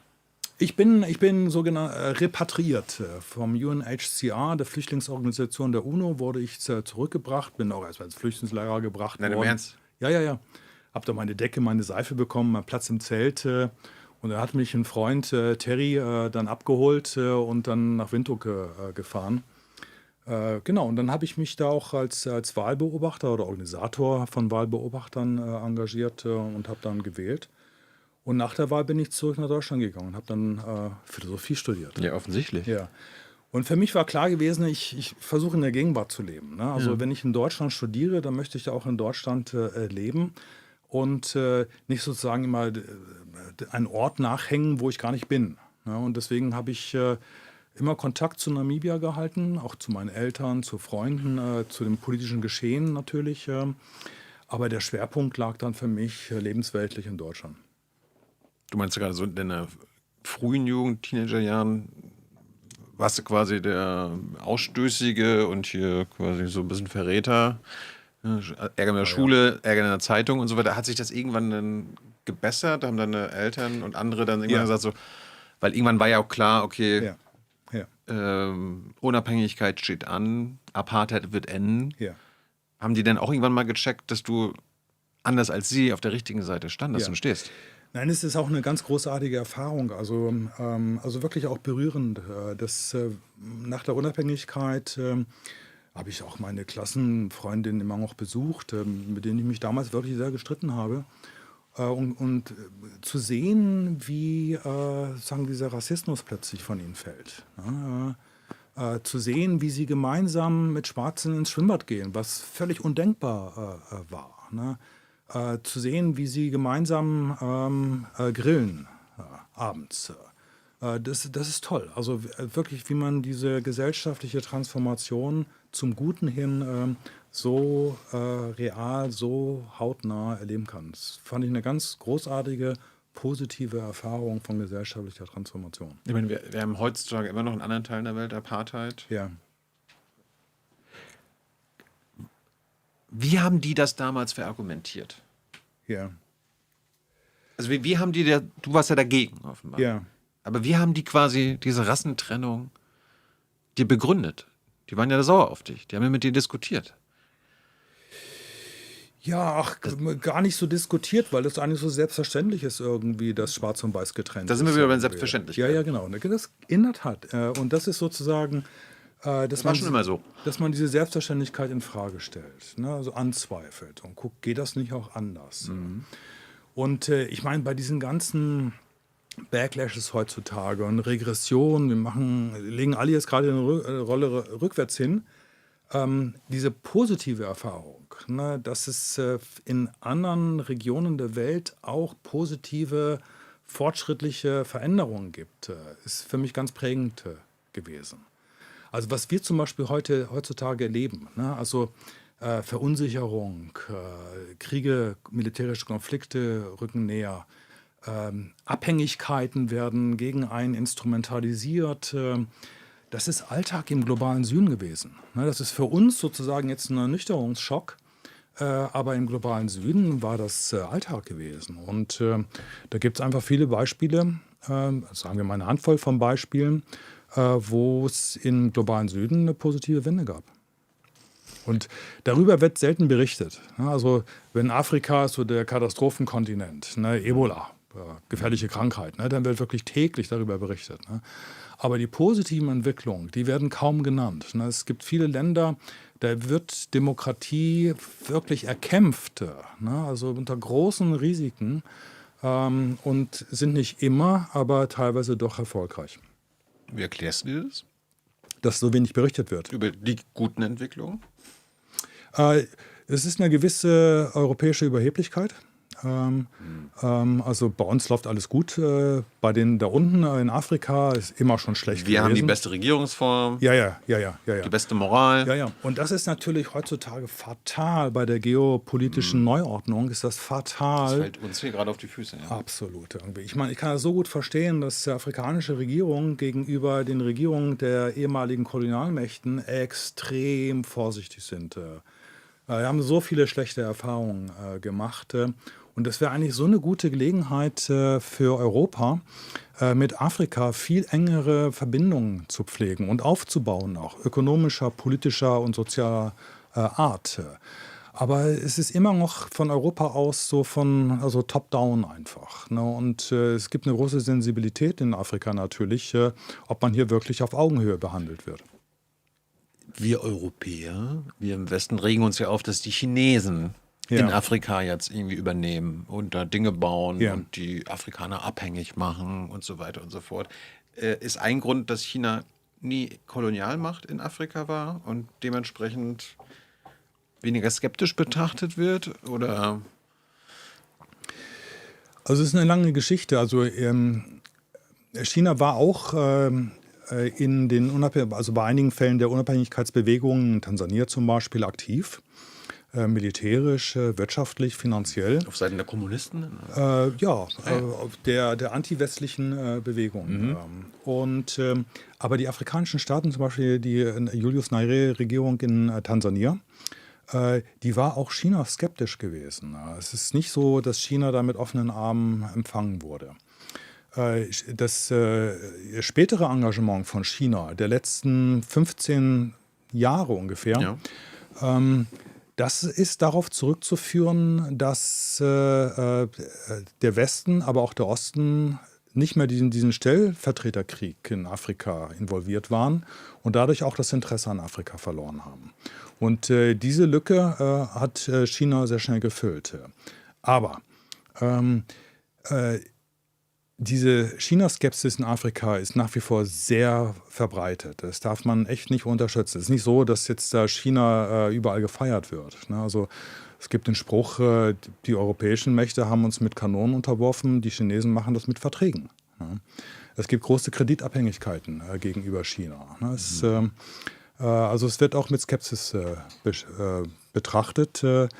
China hat auch kein Interesse wirklich, dass die Gesellschaften. Es gibt sehr viele chinesische Arbeiter in Afrika, die Straßen bauen, die Eisenbahnlinien bauen, die Geschäfte aufbauen. Und es gibt da wirklich keinen engen Kontakt. Ja. Und das wird halt von China nicht gewollt, einfach. Deswegen es gibt sehr viele chinesische Minen, die den Kontinent ausbeuten, so wie früher die USA, Europa oder die Sowjetunion ausgebeutet hat. Mit sehr unschönen Umweltfolgen. Und das wird dann eben China angekreidet. Mir kommt es jeweils vor, hierzulande, so, das ärgert uns. Nicht, dass die Afrikaner ausgebeutet werden, sondern dass andere die ausbeuten, statt uns. Ja, das ist richtig, ja. Der Deutsche Bundestag, die Bundesregierung hat vor ca. 10 Jahren den Völkermord an den Herero-Nama, den ersten deutschen Völkermord, anerkannt. War das bei euch Thema, als du da gelebt hast, in deiner Zeit? Wurdest du darauf angesprochen, auf die deutsche Kolonialgeschichte, auf diesen Völkermord? Naja, die deutsche Kolonialgeschichte wurde in der Apartheidzeit immer sehr kultiviert. Das war der Völkermord am Waterberg. Es gab da militärische Konflikte. Das heißt ja immer die Schlacht am Waterberg, die es so nicht gab, sondern es waren halt viele verschiedene Scharmützel gewesen. Und die Deutschen hatten dann die Oberhand bekommen gegen die Oberhereros. Und die Oberhereros wurden dann eben in die Wüste geschickt, wo sie dann wirklich verdurstet, verhungert sind. Ja. Und nein, ich war bei den Pfadfindern, da wurde dieser Sieg gefeiert jedes Jahr. Ohne Witz. Man hat sich dann am deutschen Soldatenfriedhof getroffen und den deutschen Soldaten gedacht, den Helden, den deutschen Helden. Und dass es eine andere Sicht gab, habe ich erst erfahren, als eben der schon genannte Lehrer aus Deutschland, der war Geschichtslehrer, der wusste und das war damals in Deutschland ja auch nicht so bekannt, der Krieg gegen die Oberhereros und dass es da um Völkermord ging. Aber als Geschichtslehrer, sehr engagierter Geschichtslehrer, hatte er das auf dem Schirm und ist dann einfach mal hingefahren und hat mich mitgenommen. Und dann habe ich die Überlebenden und deren Nachkommen da getroffen. Ja, Wahnsinn. Also wusste ich nicht. Ne? Es ist wirklich damals nicht in der weißen Community bekannt gewesen. Ne? Die BRD wehrt sich ja immer noch dagegen, quasi nicht nur anzuerkennen, dass es ein Völkermord war, sondern auch die Konsequenzen herauszuziehen. Ja. Es wird ja auch Reparation gefordert und so weiter. Ja. Findest du, dass wir als Deutschland, dass wir das tun sollten? Dass wir dann eine Verantwortung übernehmen sollten? Ich finde, das ist eine Selbstverständlichkeit, ja. Also es ist ja nicht nur sozusagen die grausamen Fakten, sondern es ist auch die Gegenwart. Ne? Also es gibt es gibt ein vererbtes Trauma. Es gab sehr viel sexualisierte Gewalt. Man findet unter den Oberhereros Menschen mit blauen Augen. Warum? Ja, weil es da eben sexualisierte Gewalt gab einfach. Ne? Und die sind heute noch teilweise traumatisiert von diesen wirklichen also Brutalitäten. Es gibt diesen sehr schönen Film Der vermessene Mensch, wo das auch dieses Trauma sehr anschaulich, sehr bewegend dargestellt wird. Und ich meine, es gab einen Fehler, und zwar die von dem Völkermord betroffene Gruppe waren die Ovahereros, eine Untergruppe der Hereros. Und die Bundesregierung hatte dann eben Kontakt zu den Vertretern der Ovahereros aufgenommen. Da muss man wissen, dass die Hereros zum großen Teil die Oppositionspartei vertreten. Es gibt natürlich auch Hereros in der SWAPO, aber es gibt auch viele Hereros, die nicht in der SWAPO sind, sondern in der Opposition. Und das hat die namibische Regierung natürlich zu Recht kritisiert, dass die Bundesrepublik an der namibischen Regierung vorbei mit einer bestimmten Gruppe über Entschädigung verhandelt. Ne? Das ist wieder so neokolonial. Naja, es ist eine afrikanische Regierung, das zählt nicht so richtig einfach. Ne? Und ja, und es gab da zu Recht Proteste. Einiges hat sich verbessert, aber es gibt immer noch keine. Es gibt jetzt so einen Kompromiss, einen faulen Kompromiss. Es werden Reparationszahlungen, die nicht so genannt werden. Soll über Entwicklungsgelder und so weiter soll das irgendwie so abgewickelt werden. Aber das sind ohnehin die Gelder, die eingeplant waren. Ne? Ja. Und dann irgendwie nochmal so ein Deal, ja, der Bundespräsident kommt dann mal vorbei, hält nochmal eine Rede und sagt nochmal offiziell, ja, sorry. Ja. Und dann war es das auch. Das ist echt ein Problem. Also, und da sieht man eben so dieses neokoloniale Verhalten unserer Regierung. Und dann wundert man sich, dass Afrika jetzt nicht so ein großes Interesse hatte, in der neuen geopolitischen Ordnung mit Europa zu kooperieren. Ja. Du beschäftigst dich ja in deiner philosophischen Arbeit nicht nur mit der Natur, wir können auch gerne über die namibische Natur und so weiter noch reden, aber auch mit Eigentum. Wie sind denn die Eigentumsverhältnisse heutzutage in Namibia? Wer besitzt da was? Gibt es da quasi so das Weiße immer noch eine Menge besitzen? Land? Produktionsmittel? Also wie gesagt, Namibia belegt den traurigen zweiten Platz weltweit, was soziale Ungleichheit betrifft. Und das betrifft natürlich die Frage nach dem Eigentum. Ne? Wer besitzt was? Es gab Landreformen, die sind immer noch am Laufen. Viele Weiße mussten ihre Farmen abgeben, aber natürlich gegen Entschädigung, oder sie mussten sie einfach verkaufen gegen guten Preis. Aber die meisten Farmen sind immer noch im weißen Besitz oder im Besitz von Weißen. Nicht alle Farmen, ne? Aber doch sehr viele. Also gerade weil wir darüber sprachen, zum Beispiel die Umgebung um den Waterberg, traumhafte Gegend, wirklich wunderschön. Ne? Und die Hereros müssen immer von der Hauptstraße zu ihrer Stadt Okakahara fahren, am Waterberg vorbei. Und müssen jeden Tag daran vorbeifahren und sehen irgendwie, das ist eigentlich ihr Land, von dem sie vertrieben worden sind, das immer noch weißen Farmern gehört. Ne? Wie kann das sein? Steht das in der Verfassung? War es irgendwann mal so ein Deal? Ich dachte, Apartheid ist vorbei. Ja, also ich meine... Eigentum ist ewig, oder was? Ja, in der Tat, das ist ein Thema. Also Eigentum ist, dass Besitz auf Dauer gestellt wird. Enteignungen sind möglich, klarerweise auch in Deutschland. Grundgesetz, Artikel 14 Absatz 3. Aber es müssen Entschädigungen gezahlt werden. Und das ist teuer, dann kann sich der Staat nicht leisten und dann sorry. So ist es. Also ein Paradebeispiel ist Simbabwe. Simbabwe wurde 1980 unabhängig. Das war damals Rhodesien. Und in den Unabhängigkeitsvertrag gab es eine Vereinbarung zwischen der neuen Regierung von Robert Mugabe und der ehemaligen Kolonialmacht Großbritannien. Und in dem Vertrag, in dem Unabhängigkeitsvertrag hieß es, dass die ehemalige Kolonialmacht für die Entschädigung aufkommt. Es ist nie ein Penny bezahlt worden.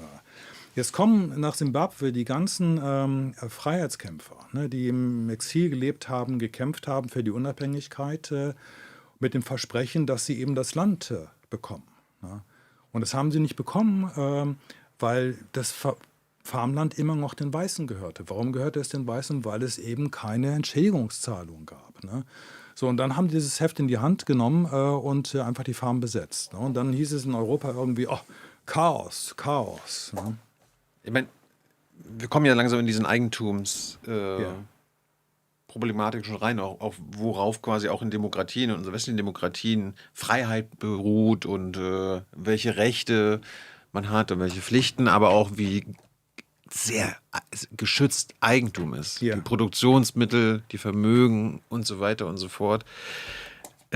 Ist das auch so ein bisschen der Trick, den wir dann quasi, also wir als Westler, als Weiße, nach Afrika tragen, im Sinne von, ja, also klar, also hier Eigentum, theoretisch könnt ihr das zurückhaben, aber ihr müsst uns entschädigen. Und das ist ja quasi der Trick.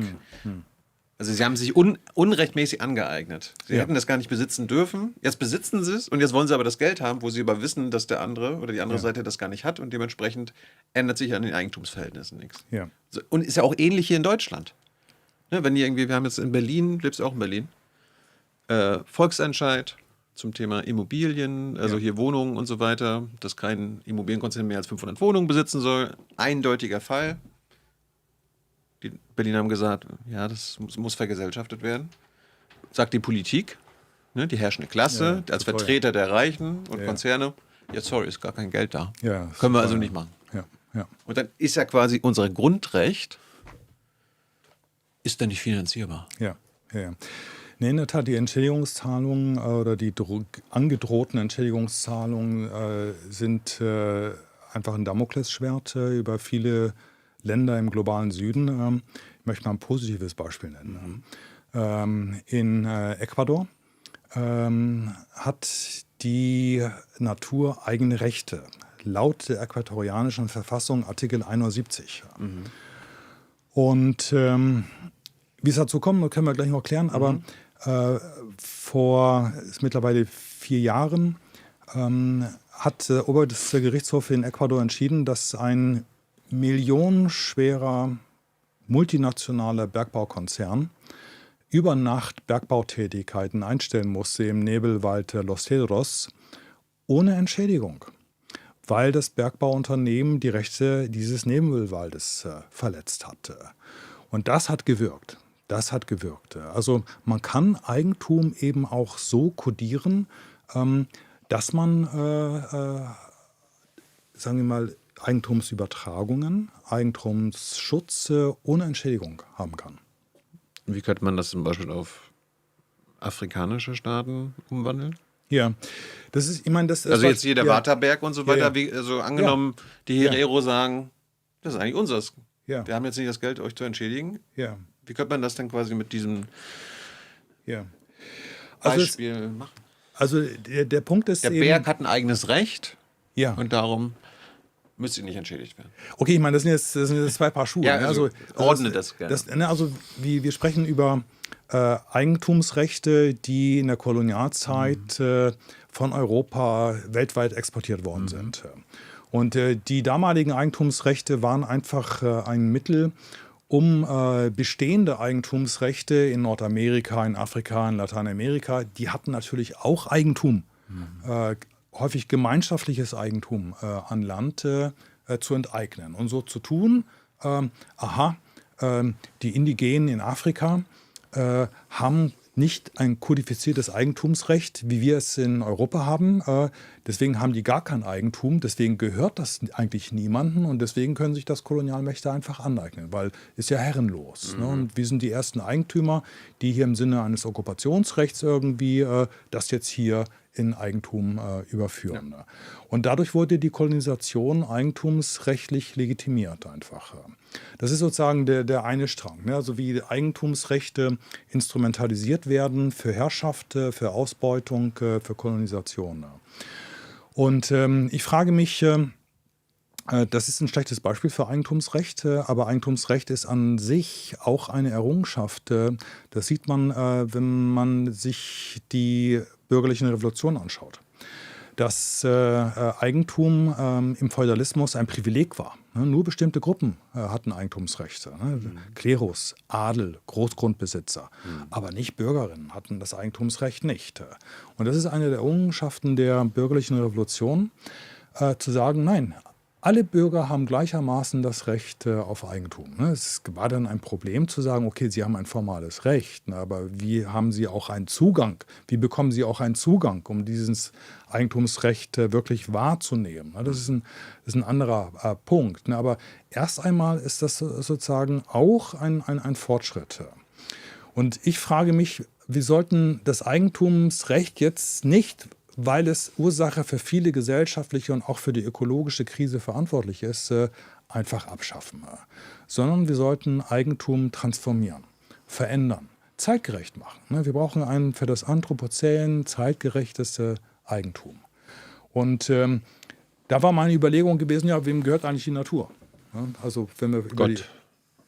Ja, also nein, ohne Witz. Wand, ja. Nein, ohne Witz. Das ist in der christlichen Theologie ist das so irgendwie. Ne? Also Der Herrscher, der absolute ja, Herrscher. der Schöpfer. Der Schöpfer, der die Welt geschaffen hat, ist als Erzeuger eben auch Eigentümer der Welt. Es gibt in Kirchenliedern, ne? Wir sind dein Eigentum, Gott oder sowas, ne? Weil du der Schöpfer bist. Das ist auch in vielen anderen Weltreligionen der Fall, dass die Natur nicht eigentumslos ist, sondern sie gehört Göttern. Sie ist Eigentum der Ahnen, die in einem Fluss leben. Das sind alles Eigentumsvorstellungen, die immer bestimmte kulturelle, religiöse Kontexte voraussetzen. Und ich habe mich gefragt, wie kann man eigentlich so eine Vorstellung, dass die Natur nicht Eigentum von Menschen allein ist, in säkulare Gesellschaften übersetzen? Wie kann man in einer säkularen Gesellschaft, wie in einem EU-Mitgliedstaat, Bundesrepublik Deutschland, begründen, aus den eigenen Eigentumsrechten, die wir haben, dass eben die Natur auch Eigentumsrechte verdient. Du versuchst quasi die westliche Eigentumslogik neu, also quasi selbst anzuwenden. Ja, also in der richtig. eigenen Logik Ja. zu bleiben Ja, und, genau. und damit das Eigentumsproblem, Ja. Ne, Wachstum, Kapitalismus und so weiter auszuhebeln. Ja, nur die eigenen Grundlagen als Hebel nutzen. Ne? Also mit Recht gegen Recht denken. Ne? Also das Recht mit den eigenen Waffen schlagen. Genau. Ne? Also ich vergleiche das immer mit Segeln. Ne? Also als Kind habe ich mich immer gefragt, irgendwie ein Segelboot kann ja eigentlich immer nur in eine Richtung segeln, ne? In die der Wind bläst. Falsch. Man kann ja auch gegen den Wind segeln. Wodurch? Indem man die Kraft des Windes nutzt. Und genauso, glaube ich, kann man die normativen Grundlagen unseres Eigentumsrechts nutzen gegen das bestehende Eigentumsrecht. Man muss Eigentum nicht abschaffen, sondern man muss es mit seinen eigenen Waffen schlagen.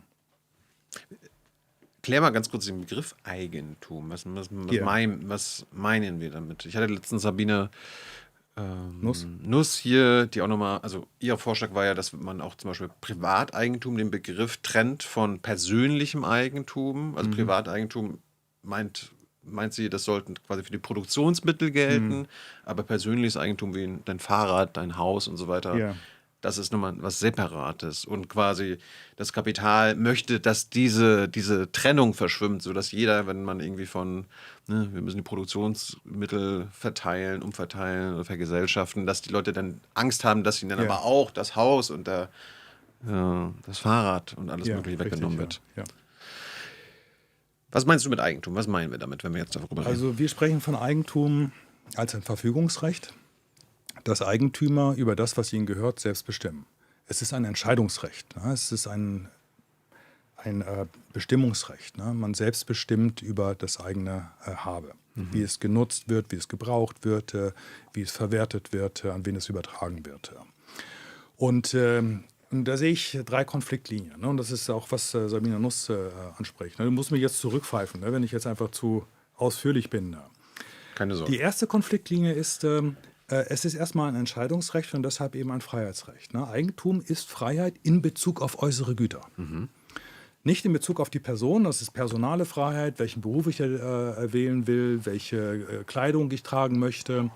Es ist keine politische Freiheit über die Mitbestimmung von Gesetzen. Es ist aber auch keine epistemische Freiheit, dass ich mich sozusagen der Gründe vergewissern kann, sondern es ist Freiheit in Bezug auf Güter, auf äußere Güter.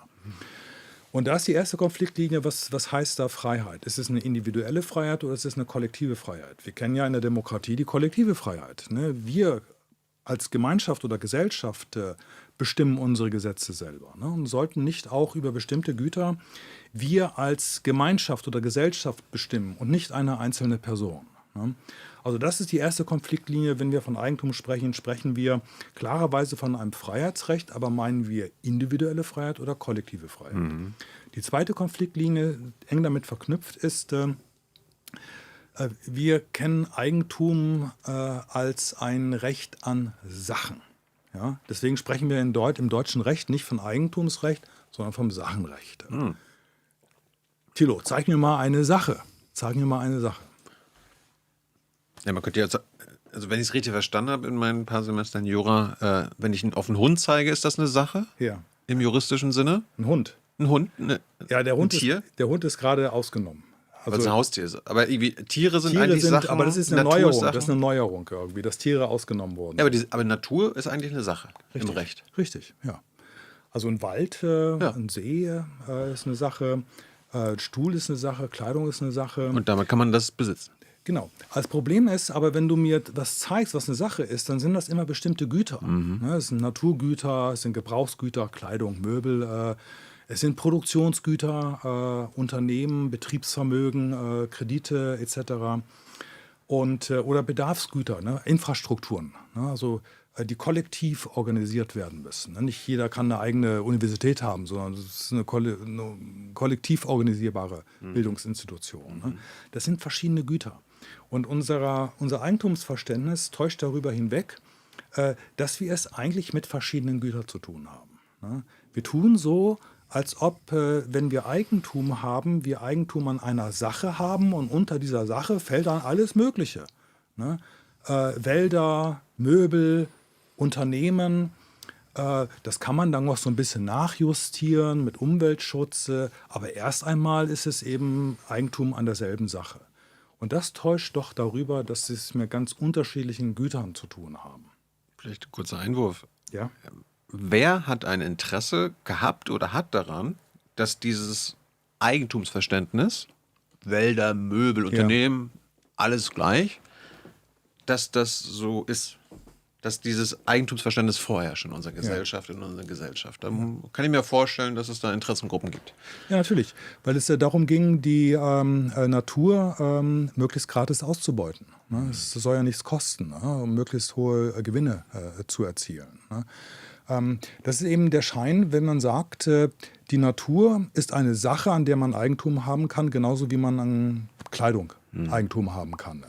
Es täuscht erstens darüber hinweg, dass die Natur sich durch eine ganz besondere Eigenschaft auszeichnete. Nämlich, wir nutzen Naturgüter, wir stellen sie aber nicht her. Naturgüter ist das Einzige, was wir nutzen, aber nicht selbst herstellen. Sondern es sind Naturleistungen, manche sprechen von Ökosystemdienstleistungen, die werden erbracht, nicht von Menschen. Zum Beispiel von, also du meinst jetzt Bienen, die uns Honig und so weiter, und die Blumen bestäuben und so genau, ne, das sind Dienstleistungen in dem Sinne. Absolut, ne, aber auch Transport von Wasser, Wolken zum Beispiel, Flüsse irgendwie. Ne, das ist eine Selbstverständlichkeit, aber es ist etwas, was wir nicht machen können, aber was für unser Überleben wichtig ist. Ne? Und wenn wir nur von einer Sache sprechen, dann abstrahieren wir genau von dieser Besonderheit, ne, dass die Natur nicht von uns hergestellt wird, aber von uns genutzt wird. Ja. Und das Eigentumsrecht täuscht darüber hinweg, als würde die Natur niemandem gehören, bis eben Menschen sie in Eigentum überführen. Und das widerspricht erstmal vielen Kulturen, auch der christlichen Theologie, dass die Natur Eigentum ist in der christlichen Theologie des Schöpfers. Ne? Von Göttern, von Ahnen oder sonstigen, je nach Weltreligion und Kultur. Aber es ist nie eigentumslos. Ne? Und das war eben der Punkt bei der Kolonisation. Es war kein eigentumsloses Land in Nordamerika, das kolonisiert wurde, auch nicht in Afrika. Es war gemeinschaftliches Eigentum oder es gehörte den Ahnen oder es gehörten irgendwelchen Göttern, aber es war nie eigentumslos. Aber unser Eigentumsrecht erweckt die Illusion, dass so wie ein Becher, den ich finde, der herrenlos ist, niemandes Eigentums ist, so eben auch die Natur als herrenloses Gut angeeignet Niemand wird. hat hier einen Vertrag. Wir Ja, haben hier für Pennsylvania gehört, also der heutige Pennsylvania. Okay, Ureinwohner, habt ihr sowas nicht? Na, ist ja gut, dann sichern wir uns das hier mal. Genau. Und deswegen, glaube ich, muss man erstmal den Blick schärfen für die Unterscheidung zwischen individueller Freiheit und kollektiver Freiheit, aber auch zwischen Sachen und Gütern. Es gibt eigentlich kein Sachenrecht, sondern es gibt Eigentum an verschiedener Güterarten, ne, an Naturgüter, Produktivgüter, Gebrauchsgüter und Bedarfsgüter. Jetzt schreiben wir mal das Jahr 2026. Ja. Ich kann mir vorstellen, dass nicht nur du in den letzten 100, 200, 300 Jahren darauf kommen konnte, dass das ein richtig absurdes Eigentumsverständnis ist von uns Menschen. Ja. Warum haben wir das, also das ist ja einfach so klar und absurd, warum haben wir das noch nicht überwunden? Ja, aus zwei Gründen. Das eine ist, weil es so uns selbstverständlich zu sein scheint. Also Privateigentum, das scheint irgendwie in Stein gemeißelt zu sein. Es war immer schon so, es lässt sich gar nicht ändern. Ja, die PR ist ja auch immer, also Demokratie und Freiheit gibt es nur, weil es Sicherung von Privateigentum ist. Weil das verfassungsrechtlich geschützt ist. Das ist auch so die Erzählung. Ja, genau. Und das ist, glaube ich, das Problem, das wir heute haben. Weil ich glaube, die politische Demokratie ist in eine Krise geraten, weil die Wirtschaft nicht mitdemokratisiert wurde. Das geht nicht darum, dass man Privateigentum in Gänze abschafft. Darum geht es gar nicht. Ne? Aber es geht auch um Mitbestimmung, nicht nur über Gesetze, sondern auch in der Wirtschaft. Weil wenn du alle 4 oder 5 Jahre einen Volksvertreter, Vertreterin wählst, so das soll jetzt deine Mitwirkung sein in der Demokratie. Du aber täglich in der Fabrik arbeitest, wo dir die Arbeitsprozesse und Tätigkeiten vorgeschrieben werden. Ja, da würdest du sagen, nee, du führst eigentlich nicht ein selbstbestimmtes Leben. Ja, und sozusagen in diesen Produktionsabläufen mitreden zu können, ist eine ganz wichtige Demokratisierung, ohne die eine politische Demokratie nicht zu haben ist. Und das fällt uns genau jetzt auf die Füße. Dann leben wir also in keiner Demokratie. Doch, wir leben noch in einer Demokratie. Aber wir haben ja keine wirtschaftliche Demokratie. Genau, aber wir leben in einer prekären Demokratie. Das sehen wir eben gerade. Ne? Also eine Demokratie, die nicht von außen bedroht wird, auch, aber vorwiegend eben aus dem Inneren. Weil es eben gewisse autoritäre Dynamiken gibt, die Demokratie als etwas sehr auf Dauer Unzufriedenstellendes in unserer heutigen Welt, in der globalisierten Welt ist. Wir leben in einem Land, glaube ich, mit den drittmeisten Milliardären auf der Welt. Ja. Die Reichen, die Superreichen werden immer reicher. Ja. 2 Männer haben so viel Vermögen wie die unteren 42 Millionen Menschen in Deutschland. Die sind dann auch mitverantwortlich. Ja. Siehst du, und das ist ein wichtiger Punkt. Man kann sagen, okay, die haben sehr viel Geld. Ne? Die besitzen sehr viel. Ja, nicht nur Geld, Immobilien, alle Vermögenswerte. Ne? Vermögenswerte, die besitzen sehr viel. Sie können sich vieles leisten, was sich andere nicht leisten können. Das betrifft die Frage des Besitzes. Ne? Aber ich frage nach dem Eigentum, weil Eigentum, wie gesagt, ein Entscheidungsrecht ist. Diejenigen, die viel besitzen, können eben auch über viel mehr entscheiden. Ja? Die führen ein wirklich viel mehr selbstbestimmtes Leben als andere, die wenig oder gar nichts besitzen. Und das ist eben eine Ungleichheit nicht nur in den Besitzverhältnissen, sondern auch eine Ungleichheit in Fragen der Selbstbestimmung, wie man ein selbstbestimmtes Leben führt. Und da ist eben sozusagen dieser Defizit an Demokratie, dass einige Superreiche unzählige Exit-Strategien zum Beispiel haben. Ne? Ich meine, die sind immer safe. Ne? Aber die entscheiden können, wohin die Vermögensflüsse strömen. Ne? Andere eben nicht. Ne? Die können nicht wegziehen. Ne? Die müssen irgendwie hier wohnen und müssen hier ihren Arbeitsplatz, Lebensunterhalt finden. Ne? Und das ist ein Unterschied auch in Fragen des Besitzes, aber es ist eben auch ein Unterschied in Hinsicht der Freiheit, der Selbstbestimmung. Und deswegen sieht man, dass eben Eigentum für die Demokratie sehr relevant ist, weil wenn die Eigentumsverteilung ungleich ist, extrem ungleich ist, es eben eine Frustration über fehlende Demokratie sich einstellt. Und völlig nachvollziehbar und zu Recht. Ja, absolut, finde ich auch. Und das stärkt dann quasi, Ja. bei fast, also bei jeder Umfrage, die ich kenne, wenn du Leuten fragst, warum sie AfD wählen oder sich vorstellen können, AfD zu wählen, da kommt auch immer die Ungleichheit. Genau. Das Verrückte allerdings ist da wiederum, dass also rechte Wählerinnen eigentlich gegen ihre Interessen wählen. Ne, sondern sie wählen dann Parteien, das siehst du ja in den USA, also ich meine so greifbar deutlich, die wählen eine Politik, die von den Superreichen bestimmt wird einfach. Ne? Und das ist eigentlich gegen deren eigenen Interessen. Ja. Und das ist eben und das ist ganz wichtig für das, um zu verstehen, warum die extreme Rechte oder der Autoritarismus insgesamt so Aufwind hat. Weil es gelingt, diese Klammer zu schaffen, diese Allianz zwischen ganz oben und ganz unten gegen die liberale Mitte. Das wäre jetzt auch mein Punkt gewesen. Ist quasi auch ein Grund, warum der rechte Rand so stark wird, neben wir lassen jetzt mal die Linke, also jetzt nicht die Parteilinke, aber die Linke weg, die ja wahrscheinlich vieles teilt, worüber wir jetzt gerade reden, grundsätzlich. Ja. Aber ein Grund unserer liberalen Parteien, jetzt hier Grüne, FDP, CDU, CSU, SPD und so weiter, ja, die diese liberale Vorstellung von Demokratie und damit auch den Eigentumsverhältnissen und damit auch dem Eigentumsverständnis anhängen und die darüber auch nie mit sich reden lassen wollen, die graben doch eigentlich gerade ihr eigenes Grab. So ist es. Ja. Nein, das ist so, genau so ist es ja. Und ich glaube, das hat zwei Gründe. Das eine ist, Eigentum hat eine quasi religiöse Bedeutung. Ne? Es ist eine Fetischisierung. Und es hat mich mal interessiert, irgendwie, warum ist insbesondere Privateigentum so wichtig einfach? Ne? Dass man nicht sieht, es gibt Eigentumsalternativen, es gibt öffentliches Eigentum, es gibt gemeinschaftliches Eigentum, mit dem wir häufig zum Beispiel soziale Sicherheit viel einfacher erreichen, als wenn jeder irgendwie eine private Vorsorge betreiben muss und deshalb sich eine Immobilie kaufen muss und Privateigentümer irgendeiner Wohnung in Berlin ist, um die Altersvorsorge zu bestreiten. Ne? Warum? Das wollen Sie jetzt aber auch schon wieder, also heute gerade gelesen, Pflege soll jetzt irgendwie geändert werden und jetzt soll das eigene Haus auch noch mit reinspielen. Genau, ja. Also alles Private. Na gut, also dieser Fetischcharakter des Eigentums ist der eine Grund. Ne?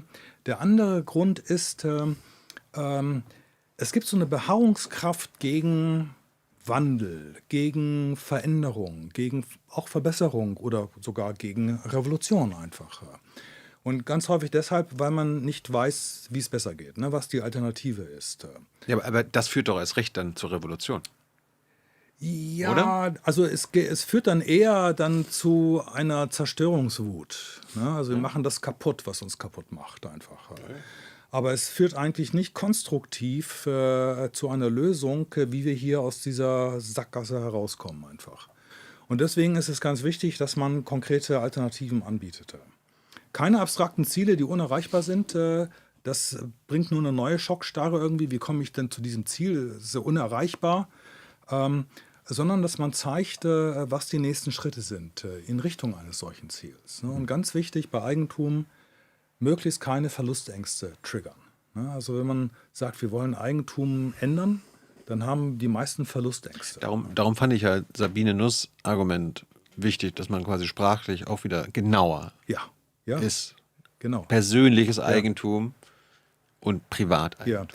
Was Sabine Nuss persönliches Eigentum nennt, ist Gebrauchseigentum, würde ich sagen. Ne? Also alles, was ich an Möbeln und Kleidung persönlich gebrauche einfach. Ne? Aber nicht die Fabrik. Nicht die Fabrik, nicht die Infrastruktur, ne? Energie, Bildung, Digitalisierung etc. Und erst recht nicht die Natur. Das sind andere Güter. Ja? Und dann eben, häufig ist es ja so, wenn viele Eigentum sprechen, es gibt eine Werbung, so eine Immobilienwerbung, ne? Ich habe Eigentum. Wieso?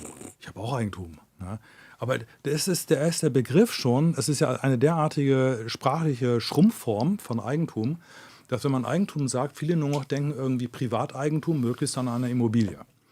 Und da ist es wichtig, sprachlich zu sensibilisieren, dass es natürlich andere Eigentumsalternativen gibt. Es ist nicht die Frage Privateigentum oder kein Eigentum, sondern die Alternative ist Privateigentum oder genossenschaftliches Eigentum, gemeinschaftliches Eigentum, öffentliches Eigentum. Und ich glaube auch unsere Gesellschaft oder die Gesellschaften sind da viel weiter als die politische Klasse, die herrschende Klasse, weil ich hatte vorhin den Volksentscheid schon angesprochen. Ja, genau. Die kapieren das schon. Wir haben ja jetzt quasi, okay, es gibt keine Grenze an Privateigentum, an Wohnungen. Ja. So ist es ja immer noch. Und die Alternative war ja auch beim Volksentscheid nicht alles abschaffen, privates Wohneigentum, sondern wir begrenzen das. Ja. Und das haben die Leute verstanden und unterstützt. So ist es. So ist es. Gar nicht so schwer. Ist gar nicht so schwer. Ja, also liegt das Problem dann also ich glaube, bei den Parteien und den. Ja, ich bin immer vorsichtig mit der Parteienschelte irgendwie. Ja, ne? Also die müssten es besser wissen. Es gibt eine eigene politische Logik. Es gibt ja nur Medien, also das ist alles die Lobbys, Medien und aber ohne sozialen Druck geht es nicht. Ne? Also ohne soziale Bewegung, ohne diese Volksinitiativen funktioniert es nicht. Das funktionierte selbst in fucking New York City. Ja. Mamdani hat damit Wahlkampf gemacht. Ja, so ist es. Genau, die Leute verstehen das. Die verstehen das. Und es ist einfach fehlendes Angebot an Alternativen seitens der Politik. Viele verstehen und haben auch ein Bedürfnis nach Alternativen und die gibt es ja auch. Ne? Und ich verstehe auch meine Aufgabe als öffentlicher Philosoph sozusagen, theoretische Angebote zu machen, irgendwie Einladungen zu geben, in welche Richtung man gehen könnte. Viele verstehen das, ne? Aber die Politik folgt einer eigenen Logik und man muss dann häufig den Druck erhöhen. Da kommt ja auch mal so der konservative Gegenargument so, ja, ey, Thilo, das war schon immer so. Gab schon immer Leute, die ganz viel hatten und die meisten hatten wenig. Das wird sich auch nie ändern. Und im Grunde meinen sie ja da auch mit, das ist natürlich. Das ist natürlich, dass einige mehr haben und andere weniger und so weiter. Und da sind wir wieder bei der Natur. Aber das ist ja auch eine Fiktion. Ja, da würde ich sagen, Thilo, völlig falsch, weil die Veränderungen kommen sowieso. Die Veränderungen kommen sowieso. Das ist ja beim Klimawandel so deutlich. Es ist nur die Frage, ob Degrowth by Disaster or by Design. Ne? Ob wir sozusagen den Wandel mitgestalten oder eben nur Zuschauer des Wandels sind. Aber die Änderungen kommen sowieso. Ich meine, ich fand das immer interessant. Zum Beispiel auch einer dieser ideologischen Schräglagen ist zu sagen, es gibt keine Klassen. Ne? Es gibt keine Klassen. Hatte ich gestern hier gerade. Ja. Aber Warren Buffett, ne, der Investorenstar, ne, hat mal im Interview gesagt, fand ich so erhellend, wie, natürlich gibt es Klassen. Und meine Klasse wird gewinnen. Und die wissen natürlich ganz genau, und deswegen gibt es eben diese vielen Exit-Strategien, ne, die Superjachten, wo man sich außerhalb von nationalen Hoheitsgebieten irgendwie auf dem Ozean dann irgendwie ein schönes Leben machen kann. Irgendwelche Bunker in Neuseeland oder auf Hawaii. Die Oberklasse weiß natürlich, dass es zum sozialen Konflikt wahrscheinlich kommen wird, ne, und sorgen schon mal vor.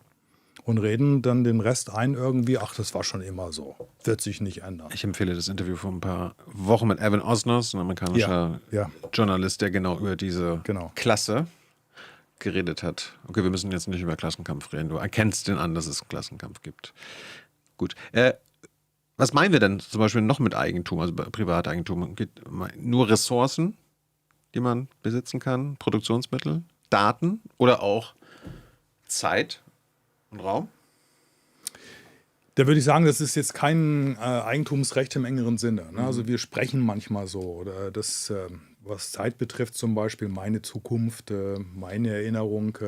Was ich meine, was ich von... Man kennt ja auch ein paar Reiche, ich kenne jetzt nicht die Allerreichsten und so weiter, aber da kommt immer so, wenn man Geld hat, hat man einfach mehr Zeit. Man hat man hat die Freiheit, sich seine Zeit einzuteilen. Man hat die Freiheit, auch mal ungeplant für etwas länger zu brauchen und so weiter und so fort. Und natürlich die räumliche Freiheit, sich überall dahin zu begeben, wo man will. Genau, das meine ich mit eigentumsgebundener Entscheidungsmacht. Ne? Eigentumsrechte sind Entscheidungsrechte und Freiheitsrechte. Also als Eigentümer, also als großer Eigentümer, kann ich viel mehr entscheiden. Ne? Also wann ich arbeite, wohin ich ziehe, welcher Tätigkeit ich nachgehe. Das ist ein Freiheitsrecht. Ne? Und wenn wir sozusagen ungleiche Eigentumsverhältnisse haben, dann haben wir eben eine ungleiche Freiheit auch in einer Gesellschaft. Das andere ist, was Zeit betrifft, das finde ich beim Eigentum, das finde ich wirklich sehr interessant. Und zwar, Benjamin hatte mal gesagt, dass der Kapitalismus eigentlich die Qualen, Sorgen und Unruhen befriedet, die traditionellerweise von der Religion beantwortet worden sind. Ne? Also Kapitalismus gewissermaßen als Religionsersatz oder sogar neue Religion. Und ich glaube, die Religion hat immer versucht, den Menschen eine Antwort auf die Frage zu geben nach unserer Sterblichkeit, nach unserer zeitlichen Begrenztheit einfach. Ne? Dass der Tod zwar anzuerkennen ist, aber nicht unbedingt das Letzte sein muss. Ne? Da geben Religionen unterschiedliche Antworten. Ne? Und ich glaube, Eigentum gibt auch eine Antwort darauf. Ne? Und ist in diesem Sinne eben quasi religiös. Ne? Und daher eben auch der Fetischcharakter, ne? Und diese Heiligkeit des Eigentums.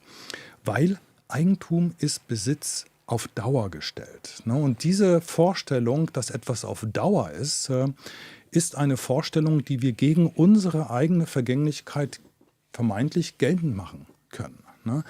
Also Eigentum kann mir nicht genommen werden. Ne? Also vieles geht verloren. Ne? Freundschaften gehen verloren, Schönheiten verblühen. Aber wenn alles gut geht, bleibt das Eigentum erhalten. Ne? Erstens. Zweitens, Eigentum hat sogar einen antizyklischen Verlauf. Ne? Also Eigentum wird in der Regel, wenn alles gut geht, im Verlauf des Lebens mehr. In der Regel, wenn alles gut geht, hat man am Ende des Lebens mehr als am Anfang. Ne? Nenn mir mal was anderes, was diesen Verlauf hat einfach. Ne? Gesundheit nimmt ab, Zukunft nimmt ab, Möglichkeiten nehmen ab. Ne? Aber das Eigentum scheint immer zuzunehmen. Ne?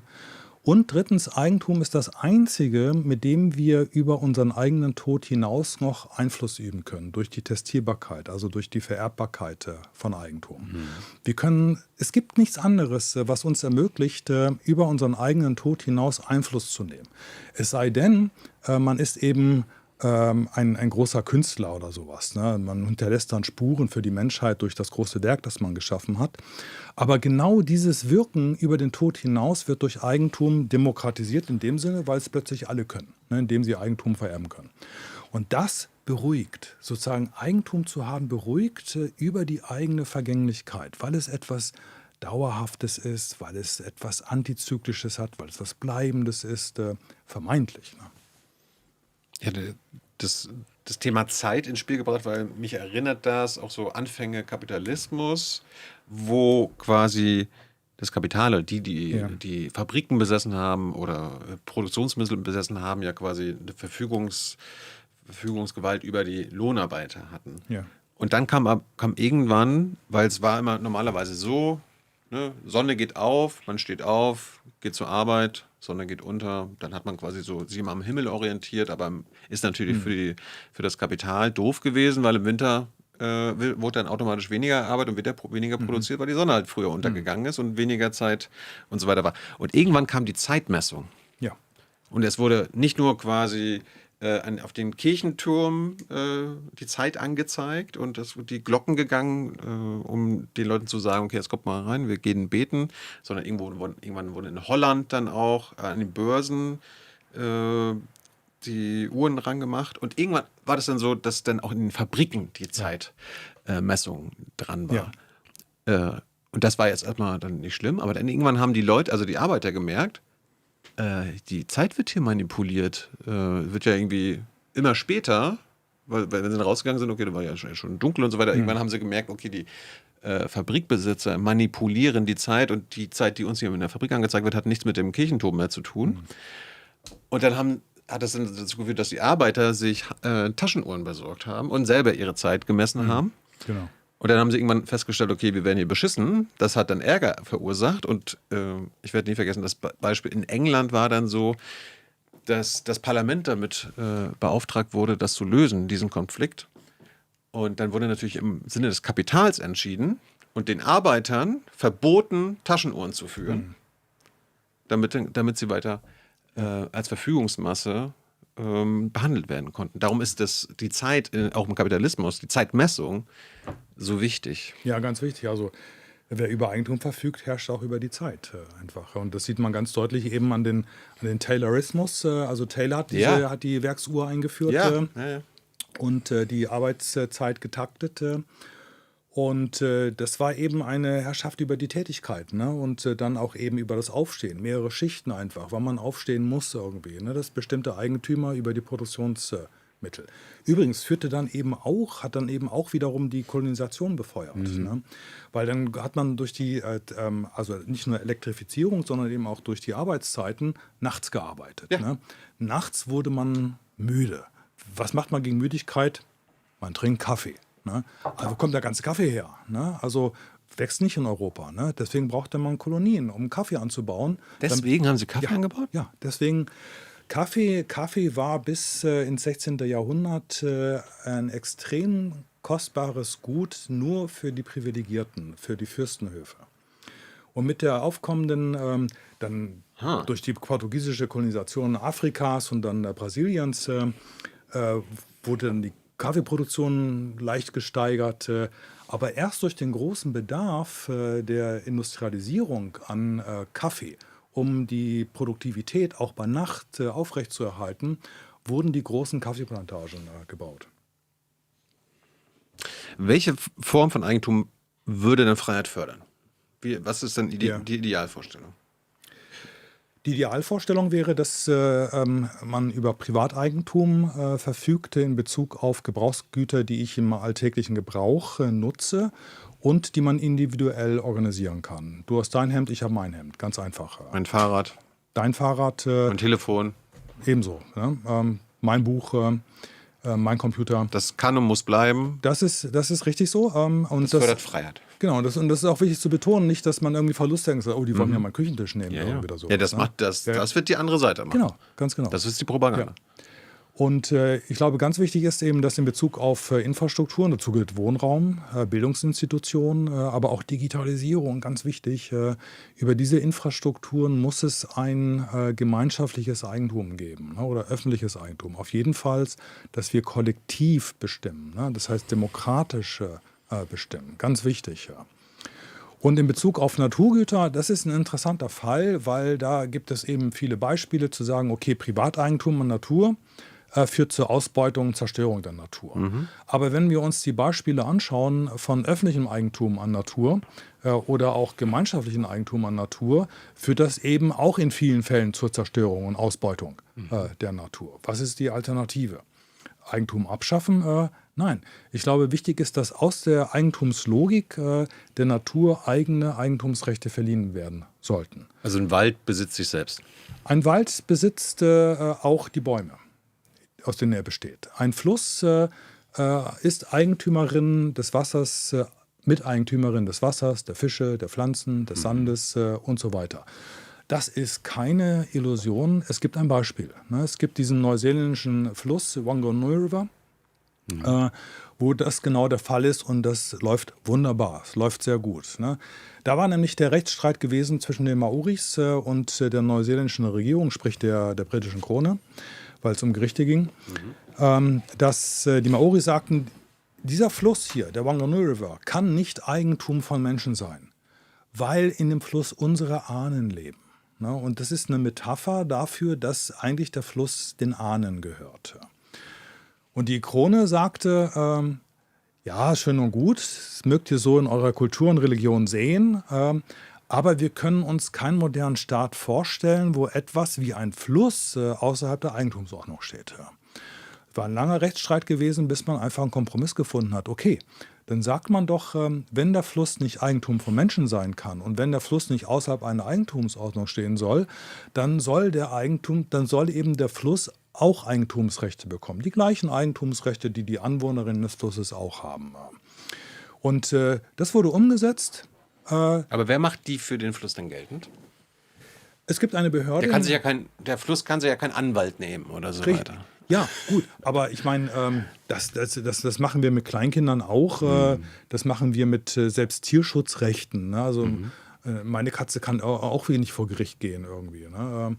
Es muss auch stellvertretend gemacht werden. Also die stellvertretende Rechtswahrnehmung ist wirklich nicht das Problem. Okay, ich wollte es nur gefragt haben. Genau, das ist richtig, aber das ist sehr leicht lösbar. Und hinzu kommt, dass man nicht fragen muss, okay, der Fluss hat eigene Rechte, aber woher wollen wir wissen, was der Fluss will? Welcher Wille oder welches Bedürfnis soll eigentlich geschützt werden durch die Rechte? Woher wissen wir, dass der Fluss nicht mal schneller fließen will oder langsamer fließen will? Vielleicht will er mal irgendwie dann aus Abwechslung in einem anderen Flussbett fließen irgendwie. Und das müssen wir alles uns gar nicht fragen, weil wir sagen, wenn der Fluss Eigentumsrechte hat, dann geht es um den Erhalt. Der Erhalt ist der Inhalt, nicht was der ein Fluss will. Das ist eine absurde Frage einfach, ne? Sondern es geht um den Erhalt. Stell dir vor, du gehst in eine öffentliche Bibliothek und leihst dir ein Buch aus. Ne? Du darfst es nutzen, das Buch. Ne? Nur du darfst es nicht zerstören. Du darfst da nicht groß rumstreichen, Seiten rausreißen oder es verkaufen oder verbrennen. Das darfst du nicht. Warum nicht? Weil es nicht dir gehört. Es gehört der Gemeinschaft, es gehört der Öffentlichkeit. Und genauso sollte es auch mit Naturgütern sein. Der Fluss, der sich selbst gehört, gehört nicht den Menschen. Und wenn Menschen den Fluss nutzen, dann nutzen sie fremdes Eigentum. Und dieses fremde Eigentum verpflichtet sie zu einer sorgfältigen, das heißt nachhaltigen Nutzung. Genauso wie beim Bibliotheksbuch oder bei öffentlichen Verkehrsmitteln. Ein Fluss soll eigene Rechte haben. Ja. Und im Grunde einen Anspruch darauf haben, nicht zerstört zu werden, nicht verschmutzt zu werden.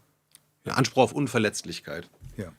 Gut, das ist jetzt logisch, okay, damit Menschen das nicht machen.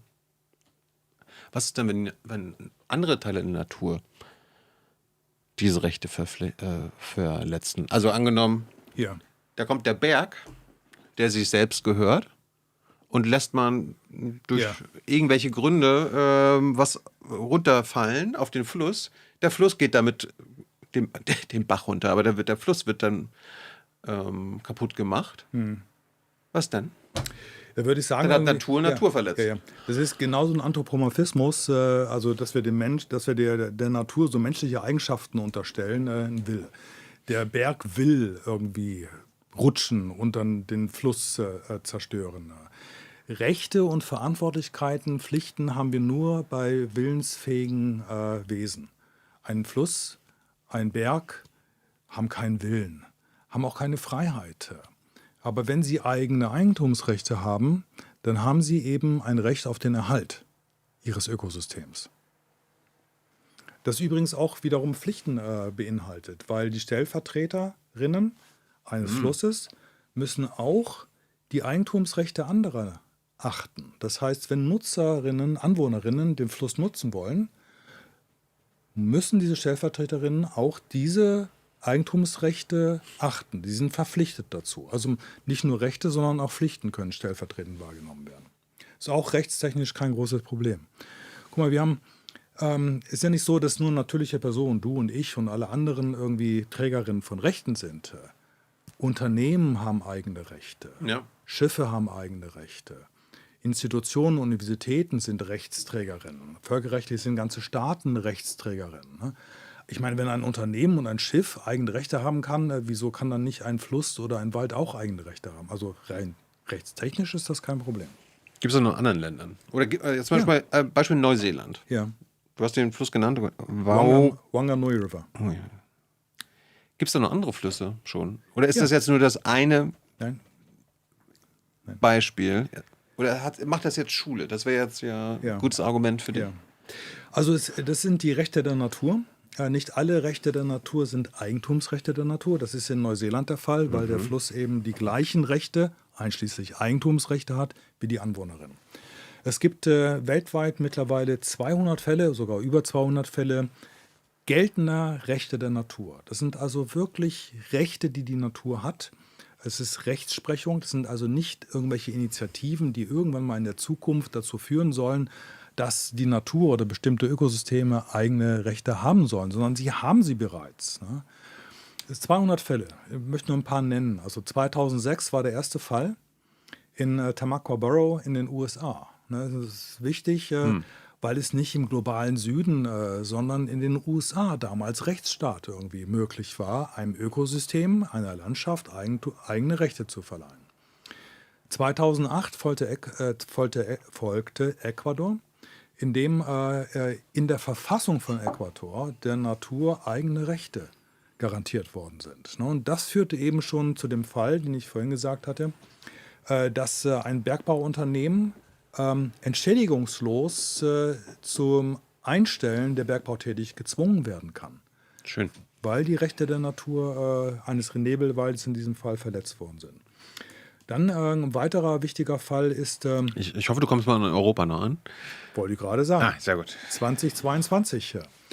Wenn du im Winter dir einen Salat machst, ne, Gurken, Tomaten, grüner Salat, dann kommt der in der Regel aus Spanien, aus Südspanien. Ne. Da gibt es diese gigantischen Plantagen, Gewächshäuser, die neben der chinesischen Mauer das einzige Menschenwerk ist, das man vom All aus mit bloßem Auge sehen kann. So groß ist das. Wirklich? Ja.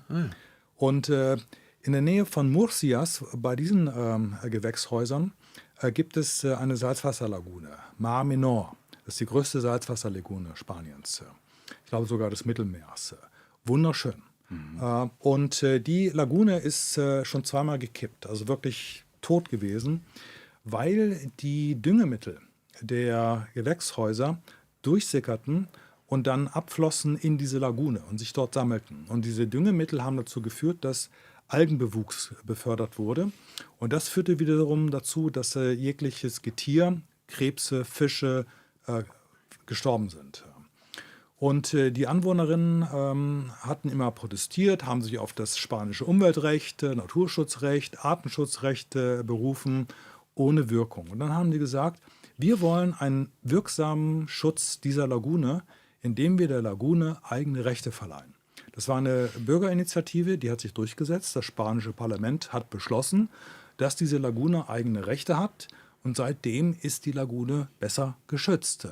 Und das ist in Spanien, in einem Mitgliedstaat der EU. Und was in einem Mitgliedstaat der EU möglich ist, ist in allen anderen Mitgliedstaaten im Grunde auch möglich. Gibt es ein Beispiel in Deutschland?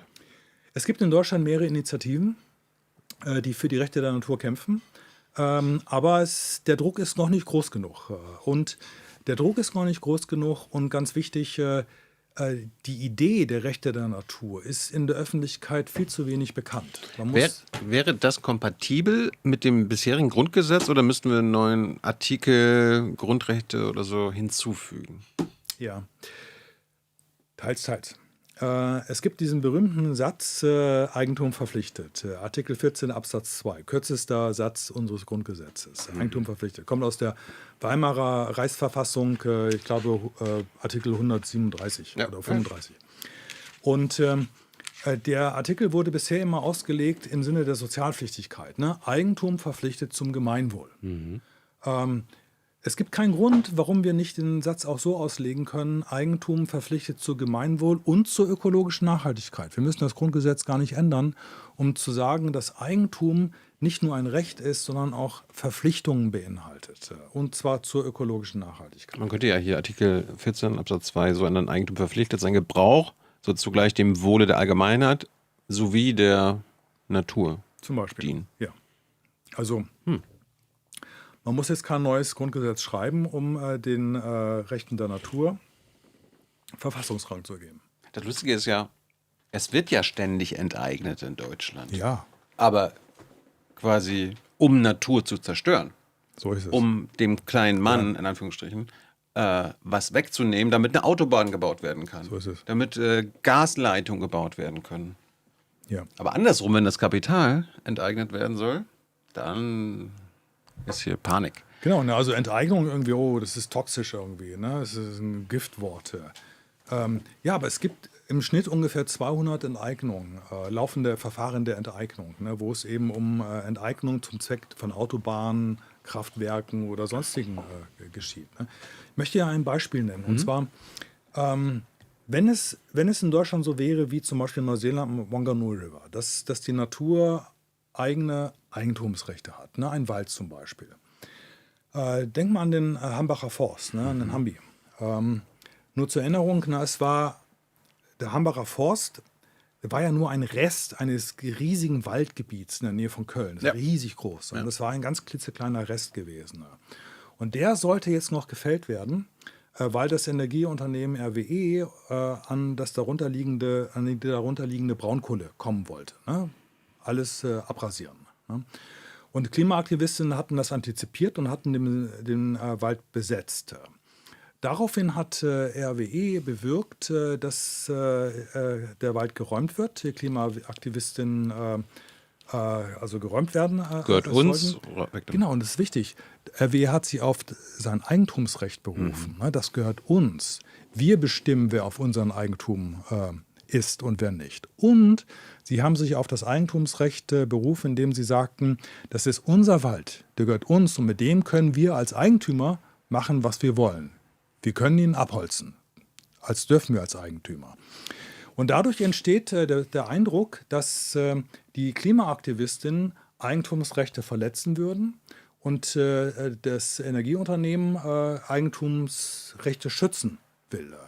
Aber richtig betrachtet fällt es sich genau umgekehrt.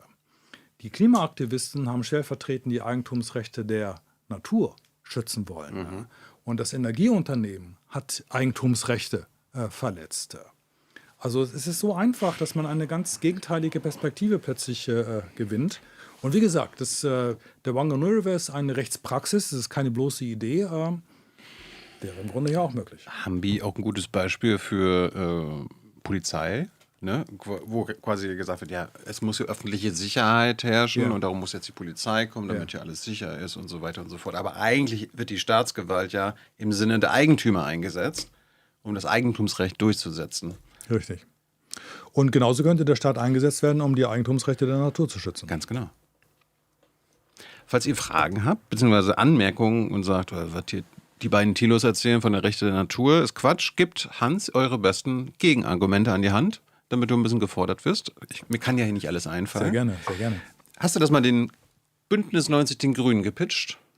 Das wäre ja so jetzt neben den Linken wahrscheinlich die beste Adresse politisch, das zu fordern. Mich würde jetzt aber sehr wundern, dass die Grünen, die ja quasi, wir hatten über die liberale Demokratie gesprochen, die eigentlich auch an den Eigentumsverhältnissen und quasi dem Eigentumsverständnis nicht ran wollen. Aber hast du das mal probiert? Ja, also es gibt ein Netzwerk der Rechte der Natur, kann ich empfehlen, kann man online sehr schnell finden. Das ist ein Netzwerk, das verschiedene Akteurinnen verbindet. Es gibt verschiedene Veranstaltungen. Wir wurden auch mal von Vertretern der Bundesregierung eingeladen, angehört. Was war da?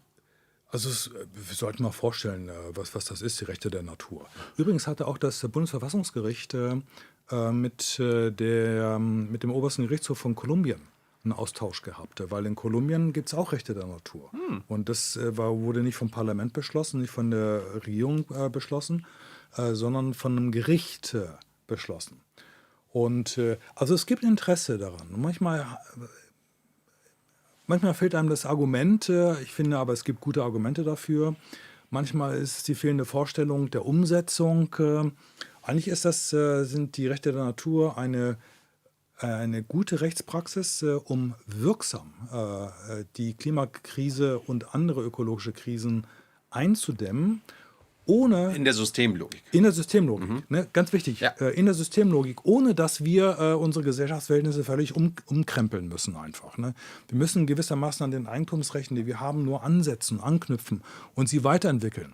Ich meine, unsere Eigentumsrechte sind über 200 Jahre alt. Ich meine, wir leben im Anthropozän, wir brauchen einfach zeitgerechte Eigentumsrechte. Du hattest ja vorhin auch das Kapitalismus, Wachstumsproblem. Auf dem endlichen Planeten können wir nicht unendlich wachsen, versteht jedes Kind. Trotzdem verstehen das unsere Politiker und natürlich das Kapital nicht. Machen wir dann quasi mit dieser Rechte der Natur, dieser diese Logik im System quasi auch damit quasi gehen wir dieses Problem an, weil wenn quasi Naturrechte hat und nicht einfach zerstört werden kann und einfach nicht verpestet werden kann und nicht einfach so umsonst externalisiert werden kann, wie Ökonomen sagen, dann wird Wachstum auch automatisch unmöglich, ohne dass wir dann über Degrowth Wachstum sprechen müssen, weil da wieder alle durchdrehen. Oder brauchen wir dann auch nochmal einen anderen Kniff, wie wir da in diesem Wachstumswahn, der letzten 150 Jahre rauskommen. Ja. Also wir können also in bestimmten Gebieten wachsen, wir können Ökonomien weiterführen unter einer wichtigen Bedingung, dass die Natur erhalten bleibt, Ja, klar. weil sie nicht uns gehört, weil es fremdes Eigentum ist. Ne? Und Eigentum ist ein so starkes Recht. Also gegenwärtig, wenn es Konflikte gibt zwischen Wirtschaftsinteressen und ökologischen Interessen, zieht die Natur immer den Kürzeren. Ja, das ist ja In genau. Berufung auf das Eigentumsrecht. Das darf gar kein Konflikt sein, Ja, sondern die genau. Ökonomie hat sich der Ökologie unterzuordnen Ja. und nicht andersrum. Genau, so ist es. Und wie machen wir das? Indem wir einfach sagen, irgendwie ja, wenn das Eigentumsrecht so ein starkes Recht ist, dass es immer trumpft. Was ihr immer gesagt habt. Ja, was ihr immer gesagt habt irgendwie. Ja. Wir wollen es euch gar nicht wegnehmen Ja. irgendwie. Ne? Wieso nutzen wir dann dieses starke Eigentumsrecht nicht im Namen der Nachhaltigkeit und der Natur? Hast du es mal probiert, mit den Kapitalisten zu machen? Wie die reagieren? Also Das wäre mal lustig, mir das mal so. es ist unterschiedlich. Ne? Also bei Studierenden, also erst einmal, wenn ich von Rechten der Natur spreche, ne? Ich gebe auch Lehrveranstaltungen dazu. Ne? Ja, genau. ja. Oh, wie abgedreht irgendwie. Ne? Bestenfalls heiße Luft irgendwie. Ne? Aber dann im Verlauf merkt man einfach, und das sagen die Studierenden auch am Ende der Lehrveranstaltung, hätten sie nie gedacht. Das ist so schlüssig, so einfach im Grunde, obwohl das so kontraintuitiv ist. Übrigens, das ist einer dieser Arten, Philosophie zu machen. Ne? Also was völlig abwegig zu sein scheint, selbstverständlich zu machen einfach. Ne? Ist wirklich nachvollziehbar zu machen. Das ist einer der Kompetenzen der Philosophie. Und also bei Studierenden, auch in öffentlichen Gesprächen, ich war jetzt gerade in Tutzingen auf einer Veranstaltung, kennen wir nicht Rechte der Natur. Am Ende der Veranstaltung, was für eine gute Idee, und nicht nur Idee, sondern auch Praxis, einfach Rechtspraxis. Ne? Umgekehrt, wenn ich habe wieder meine überregionalen Zeitungen publiziert, ne, und dann kommt immer postwendend eine Replik auf den Vorschlag der ökologischen Eigenrechte, wie man sie auch nennt. Also macht das lächerlich. Ne?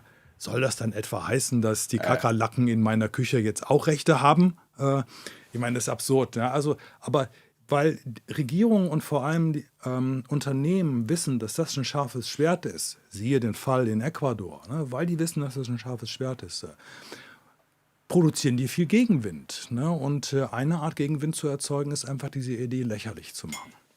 Und dich zum Beispiel nicht zu Plattformen. Also ich finde so viel von dir nicht in überregionalen, in großen Medien.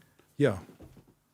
Ja, danke für die Gelegenheit. Es wäre ja jetzt ein Anlass. Da gehören wir ja nicht dazu. Ja. Aber das ist auch schon auffällig, aber oder? das ist genau, das ist ja der Punkt. Ne? Das ist der Punkt, dass die Rechte der Natur einfach keine Öffentlichkeit haben. Und das ist kein Zufall, das hat natürlich einen Grund. Also über die Eigentumsverhältnissen der Medien, ja, kann man auch nochmal. Ja, gut. Also wenn ich in Lateinamerika dann den Rechten der Natur vortrage, gelegentlich, muss man nicht groß diskutieren, das kennen die dort, das ist selbstverständlich irgendwie. Die meisten lateinamerikanischen Länder haben das. Nur in Spanien, wie gesagt, auch. Ne? Bloß in der Bundesrepublik dann, wie absurd ist das denn irgendwie? Ne? Und das hat was auch mit gewissen Rechtstraditionen zu tun, dass bestimmte Umweltrechtler da sehen, dass ihre Pfründe verloren gehen, dass ihre Fälle davon fließen. Aber es gibt keinen nachvollziehbaren Grund, der Natur nicht eigene Rechte zu verleihen. Ich wollte mal ein anderes Thema beim Eigentum ansprechen. Ja. Einfach nur mal gucken, zum Beispiel digitales Eigentum. Ja. Und auch so ein Wandel in Eigentum jetzt gerade im Online-Kapitalismus und so weiter. Weil da scheint ja die neue Strategie zu sein, man besitzt nicht mehr, sondern abonniert. Ja, toll. Das ist toll? War natürlich mit den Augenzwinkern gemeint irgendwie. Ja. Weil das ist eben genau der Punkt, dass uns eingeredet wird mit der Digitalisierung. Wird plötzlich alles immateriell. Ne? Cloud, immateriell. Ne? Das ist natürlich das sind große Serverfarmen. Ne? Die brauchen Eigentum an Grund und Boden, an Lagerhallen, an Computern, an Hardware, an den Kabeln und so weiter und so fort. Das sind knallharte Eigentumsfragen. Ja. Dann wird gesagt irgendwie, oh, jetzt ist doch alles Access hier. Ne? Jeder hat einen freien Zugang. Ne? Also erstens ist das kein freier Zugang, weil wir da immer bezahlen, nämlich mit unseren eigenen Daten. Ne? Wenn ich etwas gratis nutze, kann man davon ausgehen, dass es eben eine Verwertung meiner Daten gibt. Ne? Wohlgemerkt meiner Daten. Ja. Dein Verhalten gehört, also die Messung, die Messung deines Verhaltens gehört dem, der misst und nicht dir. Ja. Das ist so eine Ideologie der KI-Industrie und auch der der Tech-Bros und so weiter. Eigentum spielt eigentlich keine Rolle. Sagen ausgerechnet die unermessliches Eigentum mittlerweile besitzen und nicht nur an Vermögen, sondern an Infrastrukturen, von denen wir abhängig sind in unserem Alltag. Das andere ist, also mit der Datifizierung passiert etwas ganz Neues. Also erst einmal kann man den Eindruck haben, passiert ja eigentlich genau das, was auch in der Kolonisation geschehen ist. Also da wird dann in der Kolonisation wurde Land angeeignet und Privateigentum überführt von Unternehmen. Jetzt werden Daten genauso in Privateigentum von Unternehmen überführt. Das ist zwar einerseits richtig, aber andererseits gibt es einen wichtigen Unterschied. Weil das, was durch die sogenannte Datafizierung, ne, indem bestimmte Inhalte, meine Stimme, mein Standort, meine Gefühle, in maschinenlesbare Daten übersetzt werden, ne, also technifiziert werden oder datafiziert werden, wie man sagt, wird ein neues Eigentum geschaffen. Weil meine Stimme, mein Standort, meine Gefühle waren vorher kein Eigentum. Niemandem gehörte das irgendwie. Das war halt ein Persönlichkeitsrecht, aber es war kein Eigentumsrecht. Ne? Aber durch die Datafizierung entsteht plötzlich ein ganz neues Eigentum. Und das ist der Unterschied zum Beispiel zur Kolonisation. Aber ist jetzt der Grund, warum man quasi Abo-Modelle, entweder mit dem Handy oder Netflix ist auch mal das beste Beispiel, also diese ganzen, ist das einfach nur haben die einfach gerechnet und merken, wenn man den aufschwatzt, du musst jetzt nicht den vollen Preis für also die 1.000 Euro für dein Handy bezahlen, sondern hier, du zahlst es einfach jeden Monat, hier 80 Euro oder so weiter oder 50 Euro und viele dann einfach, weil sie die 1.000 Euro nicht haben, aber das Produkt haben wollen, machen dann dieses Abo-Modell, aber wenn du du hast dann 2 Jahre oder 3 Jahre so einen Vertrag und zahlst am Ende eigentlich 80% mehr. Ja. Ist das der Grund, warum die sich von diesem Eigentumsübertragung verabschiedet haben von Händler und Kunde? Oder woher kommt das? Das sind verschiedene Gründe. Also natürlich geht es darum, irgendwie Gewinne zu machen, Verwertung anzutreiben, Profite zu machen. Ja. Abo ist profitabler.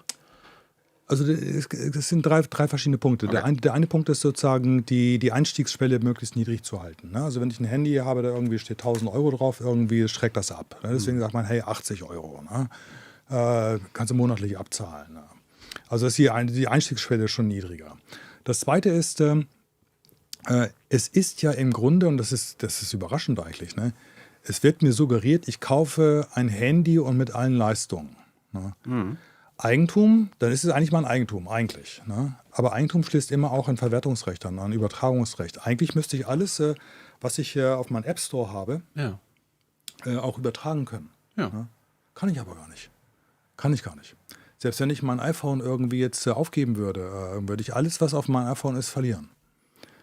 Ich kann es gar nicht übertragen. Da fällt mir gerade ein, ich habe früher mit PlayStation gespielt. Ja. Ich habe mir diese CD-ROM oder die DVD gekauft. Ja. Und wenn ich keinen Bock mehr hatte und mein Kumpel das haben wollte, habe ich dem das gegeben, konnte der spielen. Ja. Heutzutage muss ich das Spiel runterladen. Ja. Und ich kann das jetzt nicht einfach weitergeben. Ja. Guck Zeitungen einfach. Ne? Ich meine, E-Zeitungen einfach. Ne? Okay, ich kann das irgendwie mit meiner Frau teilen, aber ich kann es nicht unbegrenzt teilen einfach. Ne? Eine Zeitung früher konnte ich irgendwie weitergeben einfach. Ne? Und das wird suggeriert, einerseits, was Digitalisierung betrifft, Eigentum, das ist alt, das ist eine alte Geschichte irgendwie. Das kommt ganz Neues, Access. Ne? Aber andererseits wird suggeriert wiederum gegenteilig, wenn du ein Handy kaufst, wenn du ein iPhone kaufst, erwirbst du Eigentum. Aber wenn du genauer hinguckst, ist es gar nicht mehr Eigentum, weil das IT-Unternehmen immer Zugriff noch hat. Ne? Ob das jetzt ein iPhone ist, ob das ein Drucker von HP ist oder sonstiges. Es gibt immer noch Zugriffsrechte Schließungen, Begrenzungen, dass du es eben nicht verwerten kannst, nicht übertragen kannst. Du kannst es nur nutzen. Das ist eigentlich Besitz, nicht Eigentum. Du kannst nicht darüber selbst entscheiden. Das Eigentum bleibt in den Händen der Tech-Unternehmen, nicht der Käufer. Mir ist noch ein Beispiel eingefallen bei Rechte der Natur. Es gibt ja diesen Weltraumvertrag von 1967, wo alle Staaten sich verpflichtet haben, dass niemand irgendeinen Himmelskörper sich aneignen kann. Also niemand, keine Ahnung, auf dem Mond landet und sagt, hier, das ist jetzt amerikanisches Gebiet. Oder Elon Musk landet da und sagt, gehört jetzt mir und so weiter. Ist nicht quasi diese Weltraumlogik, dass kein Mensch irgendwas, kein Staat und kein Mensch irgendwas besitzen oder sich aneignen darf, nicht auch eine gute Grundlage? Weil da wird ja auch gesagt, okay, das ist Natur, das gehört allen, das ist Teil unserer Natur und das kann man sich nicht aneignen und nutzbar machen. Genau. Also nutzbar machen schon, aber halt nicht besitzen und Rechte darüber haben. Ja. Also bei der Expansion in Naturregionen, sei es früher die Antarktis oder der Tiefseeboden, jetzt das Weltall, gibt es zwei Optionen. Entweder man sagt, es gehört niemandem, das sind die res nullius, niemand darf dies in Eigentum überführen. Oder der Mond besitzt sich selbst. Richtig. Nein, ohne Witz. Nein, das ist der Punkt, weil wenn du sagst, es gehört niemandem, Eigentumsrechte sind so stark einfach. Irgendwann kommt dann jemand mal und sagt irgendwie, hey, das ist meins. Rammt den Pfahl in den Boden irgendwie und sagt, das ist meins. Ja. Um das zu verhindern, ist es sinnvoll zu sagen, hey, nach der eigenen Logik deiner Eigentumsvorstellung kann der Mond gar nicht dir gehören, sondern der Mond gehört der Natur. Und du kannst ihn nutzen, aber du kannst nicht über ihn frei verfügen als Eigentümer. Okay, Mond ist jetzt ein extremes Beispiel. Beim Wald oder beim Fluss oder bei der Landschaft ist es naheliegender. Aber ist genau das Gleiche. Wir hören doch jetzt mal irgendwie, die Superreichen wollen den Mars besiedeln. Ja. Spannend. Beeilt euch mit euren kritischen Nachfragen, weil ich bin mir sicher, einige wirst du getriggert damit. Glaube ich auch. Aber das ist doch schön. Ganz kurz mal zu deiner Biografie zurück.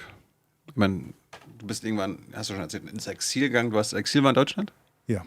Okay, und dann hast du von 89 bis 96, hast du 89 noch die Wende hier in Berlin erlebt? Du hast an der FU studiert, ne? Ja, also ich bin 87 bin ich ins Exil gegangen und wohin?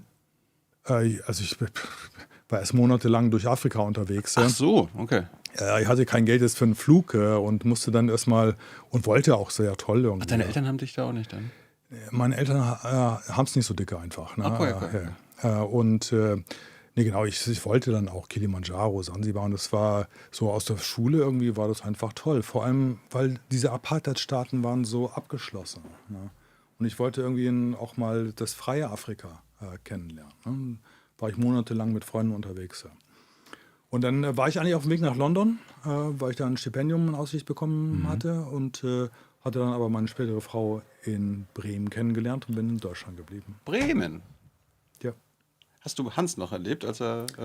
Ja, wir haben uns auch schon ausgetauscht. Jetzt musst du jetzt mal kurz...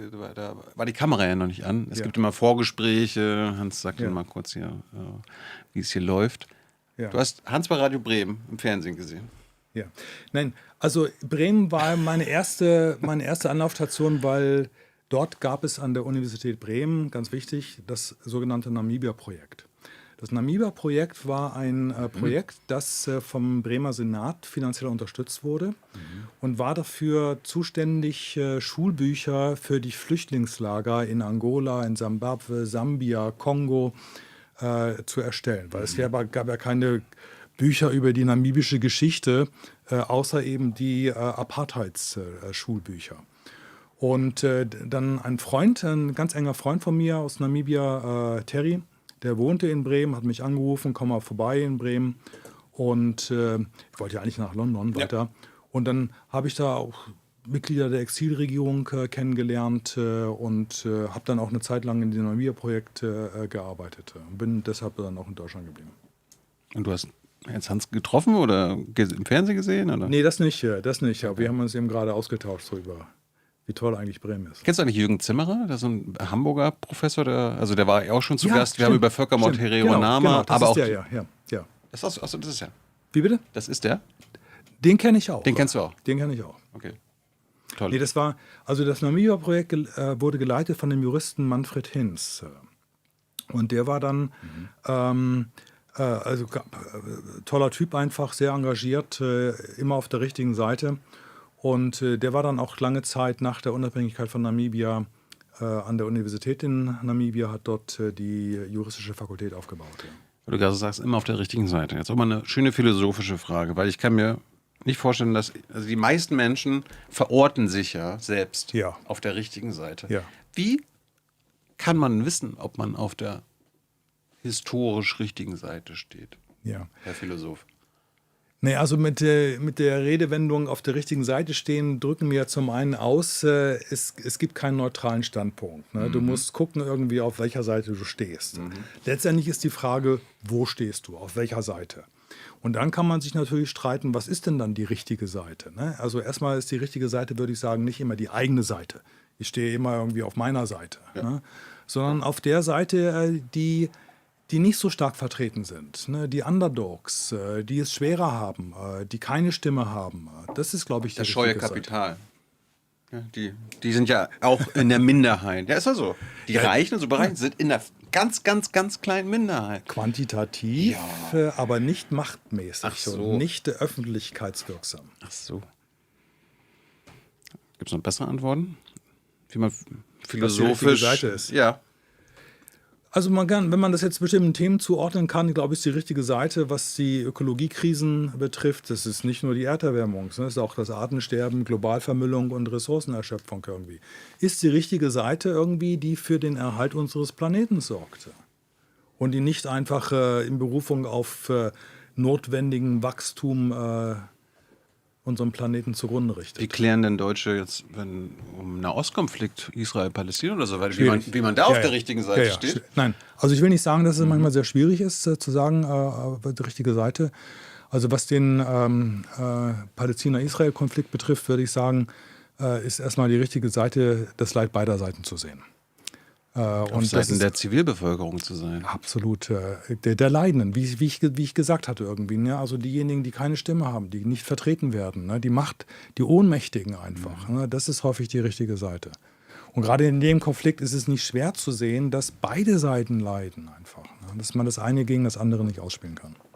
Aber dass trotzdem die eine Seite hochmilitarisiert und mächtig ist. Ja, genau. Aber du bist 89 nach Berlin gekommen, aus einer FU Berlin studiert. Bist du vor der Wende nach Berlin gekommen? Ja. Das heißt, du hast die Wende auch noch. Du bist ja echt, du hast ja die Welt bereist, hast du historisch, Mensch. Ja, nee, es waren aufregende Zeiten, ne, absolut. Ja, nee, ich wohnte dann in Kreuzberg und habe dann den Fall der Mauer dann hautnah miterlebt. Wie war das für dich?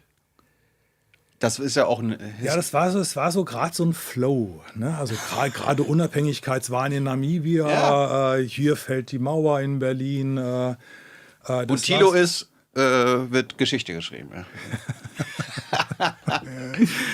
Nein, das war diese euphorische Zeit einfach. Ne? Vieles wendet sich zum Besseren. Ne? Und dann kam dieser Ernüchterungsschock, dass wir doch häufig jetzt eine Rolle rückwärts machen. Ja. Das Ende der Geschichte wurde beschrieben. Okay, den habe ich nie getraut. Das ist klar. Das ist so zeitloses, also Denken der Zeitlosigkeit, bin ich mal skeptisch. Aber nein, das ist auch ein Herrschaftsmittel, ne? Zu sagen, also jetzt ist Ende. Zur Bewahrung des Status Quo. Es soll so bleiben, wie es ist. Irgendwie. Gibt nichts Besseres. Genau. Beste Regierungsform ever. Ja. Bestes Wirtschaftssystem ever. Ja, aber ich meine, also vom Zeitgeist her ist das wirklich ein Riesenunterschied. Anfang der 90er Jahre, was für ein Optimismus. Und dafür gab es ja auch viele Beispiele. Nicht alles, klar, ne? Aber es gab Beispiele der Besserung. Ne? Wenn man das vergleicht mit der heutigen Zeit, also ich kann das gut verstehen, dass Studierende wirklich verunsichert sind. Es gibt aber auch viele, ich meine, so Fridays for Future Lager und so weiter, die immer so einen Zweckoptimismus haben und einfach nur auch so quasi den Mächtigen sagen, bitte, bitte macht doch mal das, was ihr uns versprochen habt und so weiter und so fort. Manchmal auch ein bisschen naiv. Also irgendwie Geschichte, habe ich gelernt, man muss die Macht dazu zwingen.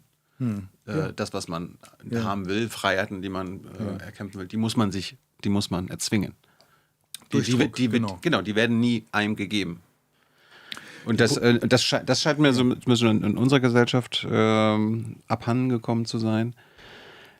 Und andererseits, was hältst du so von dem Ansatz, dass man auch den jungen Leuten sagt, ja, der Pessimismus ist berechtigt. Wir sitzen nicht nur, also die Scheiße könnte nicht nur bald irgendwie richtig schlimm werden, sondern es ist schon schlimm. Es ist schon zu spät.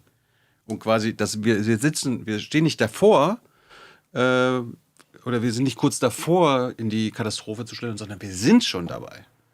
Und dass man quasi diese Angst vor dem Untergang quasi schon überspringt und sagt, nee, es ist schon zu spät. Also nicht, dass die AfD bald an die Macht kommt, ist das Schlimmste, sondern es ist jetzt schon, dass sie überhaupt die Chance hat, an die Macht zu kommen, das Schlimmste. Oder dass wir jetzt der 1,5 Grad Ziel schon reißen und so weiter, wir sind schon am Punkt Null.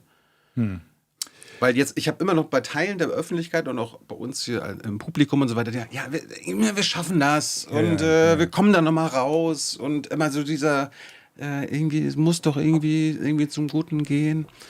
Nee. Nee, richtig. Also ich würde sagen, also ich sehe den Ernst der Lage. Aber zu sagen, wie es in der Zukunft sein wird, ist immer Kaffeesatzleserei. Ne? Und natürlich, können wir nicht vorhersagen. Ne, wir wissen nichts mit Gewissheit, wie es sein wird. Ne? Aber wir müssen den Ernst der Lage sehen und erst einmal auch an die positiven Beispiele denken. Das, was uns widerfährt, wie gesagt, ist im globalen Süden für viele Gesellschaften Alltag gewesen einfach. Ne? Und auch sie haben es geschafft. Und wir können vom globalen Süden in der Hinsicht auch lernen. Ne? Also die haben es geschafft, irgendwie ihre Gesellschaften voranzubringen. Ne? Nicht alle natürlich, ne? Aber es gibt Beispiele. Und an solchen positiven Beispielen kann man sich orientieren. Ne? Und das andere ist, ich glaube, man kann Krisen nicht bewältigen, indem man das Rad zurückdreht. Ich glaube nicht, dass man jetzt, okay, das Erstarken der Rechten, das ist jetzt ein Betriebsunfall, das ist nur eine Phase irgendwie und dann wird alles wieder beim Alten sein. Ne? Das, glaube ich, it's over, das ist vorbei. Ne? Sondern um sozusagen den Gesellschaftsformationen zu erhalten, müssen sie eben nach vorne entwickelt werden.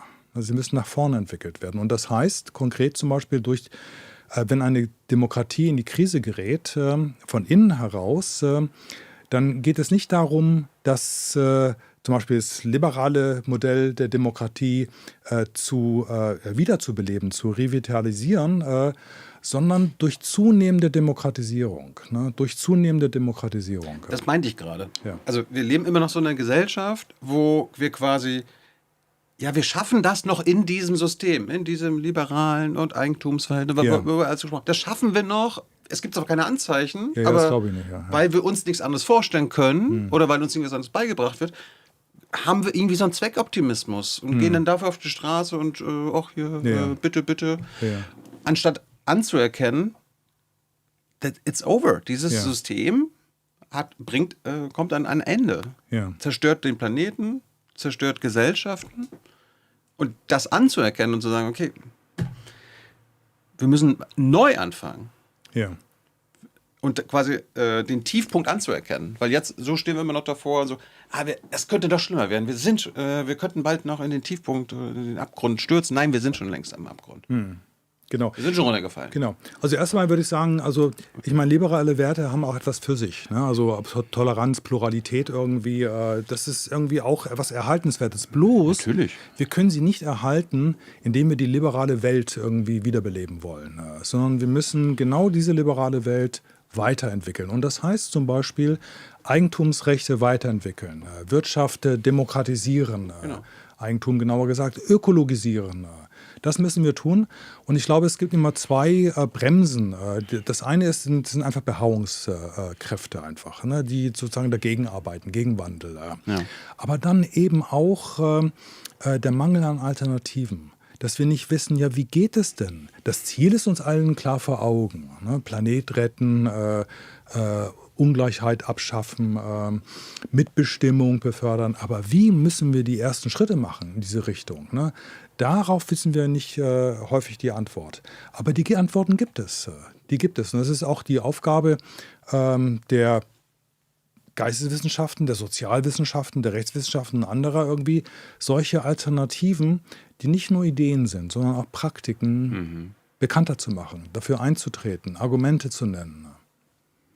Gibt auch mal den schönen Spruch, wir können uns das Ende der Welt vorstellen, aber nicht das Ende des Kapitalismus. So ist es ja. Mark Fisher hat den aufgegriffen, ja. Du hast 2001 promoviert mit Summa Cum Laude zur Kierkegaard.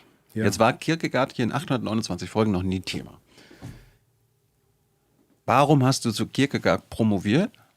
Wer ist der und was hat dir das gebracht? Okay, gut. Warum ich über Kierkegaard promoviert habe, hat erstmal einen negativen Grund. Eigentlich wollte ich über Hegel promovieren und habe gemerkt, das ist ja viel zu schwer. Aha. Und das war eine meiner besten Entscheidungen im Leben, nicht sich zu verheben einfach, sondern dem mehr Zeit zu lassen. Das Hegel-Buch kommt noch. Aber ich dachte, Kierkegaard ist das, was mich jetzt eigentlich interessiert und was ich irgendwie schaffe.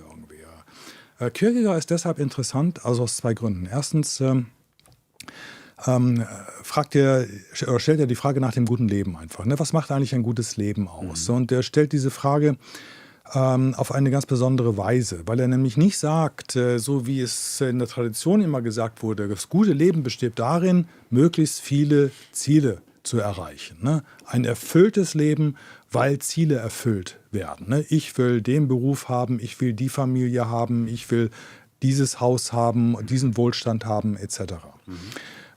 Zu der traditionellen Antwort gehört auch, dass diese Ziele immer frei bestimmt sein sollten. Ne? Also ein gutes Leben ist ein erfülltes Leben und ein selbstbestimmtes Leben.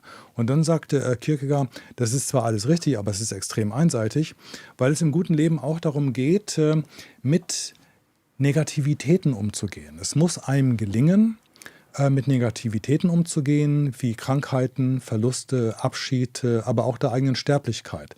Und wie man damit umgeht, das gehört eben auch zum guten Leben, obwohl es etwas Negatives ist. Ne? Und das, finde ich, ist eine ganz wichtige Einsicht, wenn man zum Beispiel sieht, warum Eigentum, das ist die Brücke von Kierkegaard zum Eigentum, ne? Also warum Eigentum diese magische Kraft hat, ne? Also diesen Fetischcharakter besitzt. Weil Eigentum uns suggeriert, etwas gegen unsere Sterblichkeit stellen zu können. Ne? Also sie arbeitet der Vergänglichkeit entgegen, weil das Eigentum etwas Dauerhaftes, Bleibendes ist. Und das ist eine Frage, und das ist, glaube ich, betrifft den Punkt eines falschen Umgangs mit der Sterblichkeit, eines falschen Umgangs mit der eigenen Vergänglichkeit. Aber der gelingende Umgang mit der Vergänglichkeit gehört eben zum guten Leben genauso dazu, wie ein erfülltes, dass ich mögliche viele Lebensziele erreiche. Das ist einer der Gründe, warum Kierkegaard interessant ist. Der andere ist eben, dass er sagt, um ein gelingendes Leben zu bestimmen, müssen wir uns erstmal fragen, warum es misslingt. Wir müssen erstmal an dem Negativen ansetzen und fragen, warum scheitert es eigentlich? Und das muss man nicht nur jetzt anthropologisch verstehen, wie Kierkegaard es tut, sondern das kann man auch auf Gesellschaften anwenden. Das wollte ich nämlich gerade fragen. Geht es quasi bei gelingendem Leben um das Leben von Individuen oder von uns als Menschheit? Also erst einmal stellt jeder sich selbst diese Frage und muss eben auch diese Frage selbst entscheiden, wenngleich gemeinsam mit anderen. Das ist durchaus möglich. Ne? Aber das ist eben eine ethische Frage, die ich anderen nicht übertragen kann einfach. Ne? Ich muss irgendwie selbst eine Entscheidung in meinem Leben treffen, wie ich leben möchte. Das kann ich natürlich in Gespräch mit anderen machen oder indem ich mir die Lebenserfahrung anderer anhöre, das ist natürlich klar. Aber das ist nicht nur sozusagen auf die individuelle Lebensführung beschränkt, sondern es geht auch darum, wie wir in einer Gemeinschaft leben wollen. Übrigens bei Kierkegaard ein wichtiges Thema. Aber nicht nur die Gemeinschaft, sondern ich würde auch sagen, das betrifft die Gesellschaft eben auch. Ne? Wenn wir fragen wollen, wie können wir Gesellschaften zu einer besseren machen, müssen wir zuerst verstehen, warum sie scheitert, was eigentlich die Ursachen sind für ihre Krisen. Und ausgehend davon, wie wir diese Ursachen beheben können wir auch unsere Gesellschaften zu einer besseren machen. Sprich Eigentum. Eigentum ist eine Ursache der Krisen. Das müssen wir klar erkennen. Was ist eigentlich Eigentum? Und darüber können wir dann klären, wie wir das Eigentum entwickeln müssen, um unsere Gesellschaften ökologischer, nachhaltiger, gerechter, sozialer zu machen. Lass dich vielleicht mal auf dieses letzte Denkbeispiel ein. Und wir gehen immer davon aus, dass die deutsche Gesellschaft scheitert. Also diese Bundesrepublik Deutschland, wie wir verfasst sind, weil die liberale Mitte und andere Kräfte sich nicht verändern wollen, so wie wir verändern müssen. Wir hatten jetzt ganz über Eigentum gesprochen. Gibt es noch andere Gründe, warum die deutsche Gesellschaft scheitert? Aus deiner philosophischen Brille. Also der Hauptgrund ist eben die soziale Ungleichheit, die nicht nur eine Ungleichheit des Besitzes ist, wie gesagt, sondern des Eigentums. Und das heißt eben der Freiheitsrechte. Dass einige über sehr viel entscheiden können und viele über sehr wenig entscheiden können letztlich. Ja. Und ich glaube, es ist wichtig, erstmal zu sehen, was der Widerspruch einer Gesellschaft ist, der eben zu einer Krise führt oder an der sogar eine Gesellschaft zugrunde gehen kann. Mhm. Und wie können wir diesen Widerspruch eben aufheben? Nicht dadurch, dass wir das Rad zurückdrehen, sondern indem wir unsere bestehenden Institutionen weiterentwickeln, und zwar entsprechend ihrer eigenen Logik.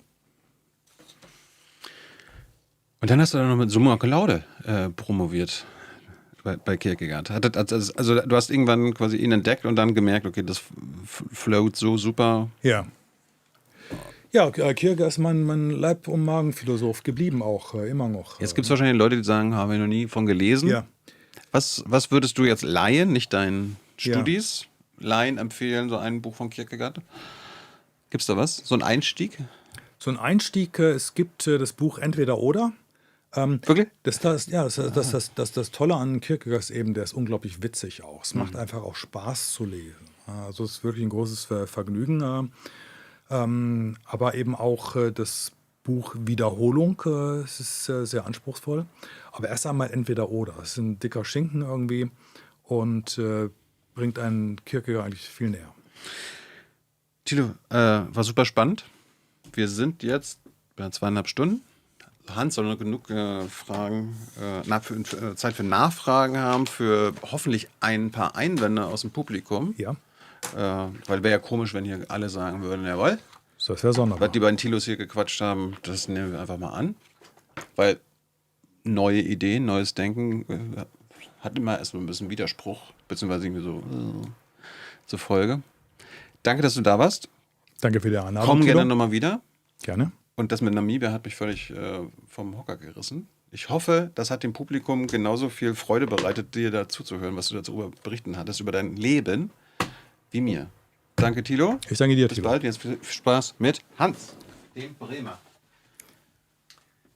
Ex-Bremer. Dem zeitweiligen Bremer, ja. Ich bin 86 nach Bremen gegangen. Da war dieses Namibia-Projekt sozusagen im Aufblühen und Manfred Hinz war relativ häufig zu Gast bei uns im Studio. Das Namibia-Projekt hat insofern eine besondere Bremer Bedeutung, als es eben ein Bremer Kaufmann war, Adolf Lüderitz, der die Lüderitzbucht gekauft hat. Und dabei einen gigantischen Betrug begangen hat. Das ist dir selbstverständlich geläufig, vielleicht aber nicht allen, die jetzt zugucken oder zuhören. Er hat nämlich einem Nama-Häuptling das Gebiet der Bucht abgekauft und im Vertrag stand dann eine Ausdehnung von 20 Meilen. Und der Nama-Häuptling hat gedacht, ja gut, das sind Meilen, englische Meilen, 1,8 Kilometer. Tatsächlich hat Lüderitz aber gesagt, nö, wir nehmen preußische Landmeilen. Und das waren 7,5 Kilometer. Im Ergebnis hat das so erschwindelte Land ungefähr das 15-fache der Ausdehnung, die eigentlich man auf der Grundlage von Treu und Glauben hätte beanspruchen können. Das heißt, es ist durch einen gigantischen Schwindel, der dann legitimiert wurde und später dann als Kolonie, als Südwestafrika-Kolonie war, mit Waffengewalt durchgesetzt wurde, beruht auf einem gigantischen, von einem Bremer Kaufmann erfundenen und realisierten Schwindel. Da spielt der Eigentumsbegriff dann eine ganz eigene Rolle. Nicht? Ja, in der Tat. Ja, kennt sich gut aus. Ja, gut, das war damals ein häufiges Thema. Und man muss schon sagen, das, was dann von deutscher Seite, irgendwann auch Bundesregierungsseite als Anerkennung des Völkermords geleistet wurde, beruht sehr wesentlich auf diesen Bremer Vorarbeiten. Da wurde eine Frage gestellt, ob denn eigentlich nicht nur eine Anerkennung des Genozids 1904, sondern eine Entschädigung zwingend erfolgen müsse. Es gab da jemanden, der geschrieben hat, wirtschaftliche Förderung des heutigen Namibias, ja, aber Entschädigung für Sachen, die über 100 Jahre her sind, nee. Was sagst du dazu? Also, das ist eine sehr gute Frage, vielen Dank. Also, ich würde einen wichtigen Unterschied machen. Also, es geht nicht darum, dass man den Nachfahren der Leidtragenden einfach Geld auszahlt. Keine gute Idee. Sondern es sollte darum gehen, dass diejenigen, die von dem Land vertrieben worden sind, ne, und man muss sich vorstellen, die Nachkommen leben immer noch in einer sehr, sehr trockenen Gegend, wo also Landwirtschaft nicht möglich ist. Während sie, wie gesagt, wenn sie am Waterberg zu ihrer Stadt Okakarara fahren, irgendwie durch dieses fruchtbare, wunderbare Land fahren, das eigentlich ihnen gehört hatte. Diese Entschädigungen, die die Bundesrepublik an Namibia zahlen sollten eigentlich genutzt werden, um die Farmer zu entschädigen, damit das Land an die Ovahereros zurückgegeben wird oder an deren Nachfahren. Ich habe mal vor einigen Jahren ein Interview gemacht mit dem damaligen namibischen Botschafter hier in Berlin. Und der hat gesagt, was bei der ganzen Debatte völlig außen vor bleibt, ist durch die Tatsache des Völkermords, und du hast das beschrieben, die Menschen wurden in die Wüste geschickt und sind dort einfach verhungert. Dadurch sind ganze Generationen möglicher Nachfahren wurden verhindert. Es wurde also durch den Völkermord wurde das Entstehen einer Kultur, einer produktiven Gesellschaft verhindert. Und diese Folgen des Genozids, die müssen in irgendeiner Weise nicht nur als Betrauern der Toten, sondern auch als sowohl kulturelle als auch ökonomische Folgen mit berücksichtigt werden. Ja. War das ein richtiger oder ist das ein richtiger Gedanke? Das ist ein richtiger Punkt. Und zwar, wenn man, also im heutigen Namibia bildet die Gruppe der Ovahereros und der Herero insgesamt irgendwie eine Minderheit. Das war früher anders. Die Hereros waren eine der größten Bevölkerungsgruppen Namibias in der deutschen Kolonie. Und das ist schlichterdings auf den Völkermord zurückzuführen und eben auch auf den Zwang, auf diesem unfruchtbaren Land leben zu müssen. Das ist aber übrigens kein Einzelfall in Afrika, also ganz Westafrika, wo der Sklavenhandel so furchtbare Folgen hatte. Das sind eben der Sklavenhandel, der begann am Ende des 16. Jahrhunderts. Und selbst heute im 21. Jahrhundert sieht man noch die Folgen. Also es ist wirklich das Schicksal auch Afrikas, dass es durch die europäische Kolonialpolitik also schwerwiegende soziale Folgen selbst in der Gegenwart noch hatte. Siehst du da eigentlich irgendwelche Parallelen zur Verteilung von fruchtbaren und weniger fruchtbaren Ländereien bei der Staatenbildung zu Palästina? Weil da war einer der von Anfang an bestehenden Vorwürfe auch, dass Israel sich sozusagen die fruchtbareren und auch wasserreicheren Gebiete angeeignet hat, während die Palästinenser dann sozusagen mit dem Kargen vorlieb nehmen sollten. Ja, in der Tat. Also ich würde das durchaus so sehen. Also bei aller Vorgeschichte, komplizierten Vorgeschichte, ist doch jetzt erkennbar, dass es um die Idee von Groß-Israel geht. Und das ist weit über das Ziel eines Existenzrechts Israels hinaus. Und das ist, glaube ich, der problematische Punkt. Und das betrifft eben Zugang zu Wasser, in der Region extrem wichtig. Zuschauerfrage zum Thema Nachhaltigkeit. Könnte eigentlich weniger Krempel hergestellt werden, der nur allzu schnell in die Tonne wandert oder dann in die Meere und als Mikroplastik wieder zurück zu uns in die Körper? Ja, genau. Also ich glaube, zu den Ökologiekrisen gehört nicht nur die Erderwärmung, das Artensterben, sondern auch die Globalvermüllung. Es ist ein Riesenproblem, das uns auf die Füße fallen wird, ebenso wie die Erderwärmung. Also es gibt ein neues Buch, tolles, ich habe die Autorin gerade nicht präsent, über die PETAs, diese Ewigkeitsplastiken. Die sind überall. Die sind auf dem Meeresboden, die sind auf den höchsten Gipfeln der Berge unseres Planetens. Die sind haben eine häufig höhere Dichte in der Wohnung als außerhalb draußen. Und das sind Ewigkeitsplastik, das nicht abgebaut wird von der Natur. Und das ist eine zukünftige Umweltkatastrophe einfach, die extrem unsere Gesundheit gefährden wird. Wie viel Plastik nimmt der normale Mensch im Laufe einer Woche zu sich? Ja, ich hatte das mal, das ging ja viral vor ein paar Monaten. Also ich glaube, die Größe einer Bankkarte irgendwie. Ne? Also eine EC-Karte oder Kreditkarte. Ne? Das ist, so viel Plastik nehmen wir in uns auf. Vieles wird ausgeschieden, aber auch vieles auch wieder nicht. Ja. Ja, ist unglaublich. Ne? Ja, es ist, wir fressen jede Woche eine Kreditkarte. Ja. Unglaublich. Nächste Zuschauerfrage.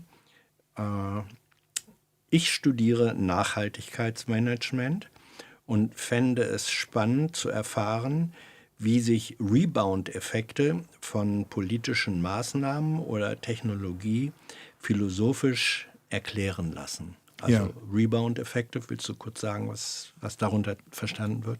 Ja, Rebound-Effekte oder das Javon-Paradox ist, dass wenn Effizienzeinsparungen geschehen, die Effizienz wächst. Das einfachste Beispiel ist, das ist nichts Neues. Also das ist mit der Industrialisierung, hat man das schon beobachtet. Man sagt irgendwie, okay, wenn in der Textilindustrie jetzt Dampfmaschinen eingesetzt werden, ist ja viel effizienter. Dann muss man nicht so viel arbeiten. Aber die Folge war eben gewesen, dass mehr produziert wurde, weil es plötzlich billiger wurde, Textilien zu produzieren. Ein anderes Beispiel ist, als man von den Glühbirnen, die sehr energieintensiv sind, abkam durch... Spirale mit Lichtstrahlung. Ja, oder die LSD-Lichter einfach. Ne? Verbrauchen viel weniger Strom, sind viel effizienter, was aber zur Folge hatte, dass sie mehr eingesetzt worden sind und die Städte einfach heller wurden, weil man Effizienz eingespart hatte. Ne? Das Beispiel mit der Autoentwicklung. Ne? Also die Motoren werden effizienter, werden stärker, was aber dazu führte, dass die Autos schwerer wurden. Also immer die Effizienzgewinne wurden dann wieder einkassiert. Und zwar, wenn man es bilanziert in Einnahme-Ausgabe, ist sehr häufig das Ergebnis des Rebound-Effektes, dass das, was durch die Einsparung zusätzlich verkonsumiert oder auch ausgestoßen wurde, in der Summe mehr war als das, was man durch die Effizienz reingeholt hat. Das ist, glaube ich, das Drama am Rebound-Effekt. Sogar mehr. Also das ist von Fall zu Fall unterschiedlich. Manchmal ist es wieder ausgeglichen, manchmal ist es sogar mehr einfach. Also mehr ist es zum Beispiel bei dem Fall des ökologischen Bauens. Weil man meinte irgendwie, wenn man ökologisch baut, mit Erdwärme, mit guter Isolation, das führte eben dazu, dass man größere Häuser gebaut hat. Also viel größer als zuvor einfach. Ne? Also wo durch die Effizienzeinsparung eigentlich noch mehr Natur verbraucht wurde.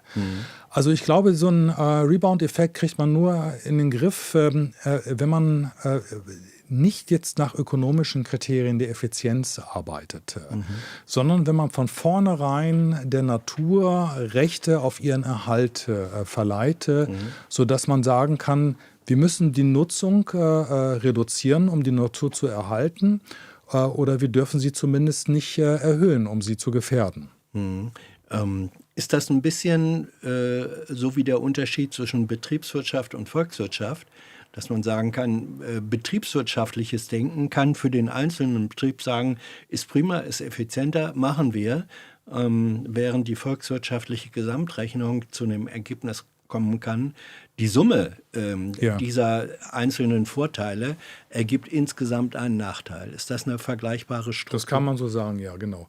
Also was ich wichtig finde, ist, dass man sagt, also man sollte die Nutzung der Natur nicht verbieten irgendwie. Ja. Ne? Also es muss eben möglich sein, weil wir die Nutzung der Natur brauchen für unser Überleben, sondern wir müssen sie halt begrenzen, und zwar durch wirksame Grenzen einschränken, die wir eigentlich nur erreichen, indem wir genau die starken Rechte, die wir für uns beanspruchen, der Natur verleihen, die dann unsere Nutzung ebenso stark begrenzen.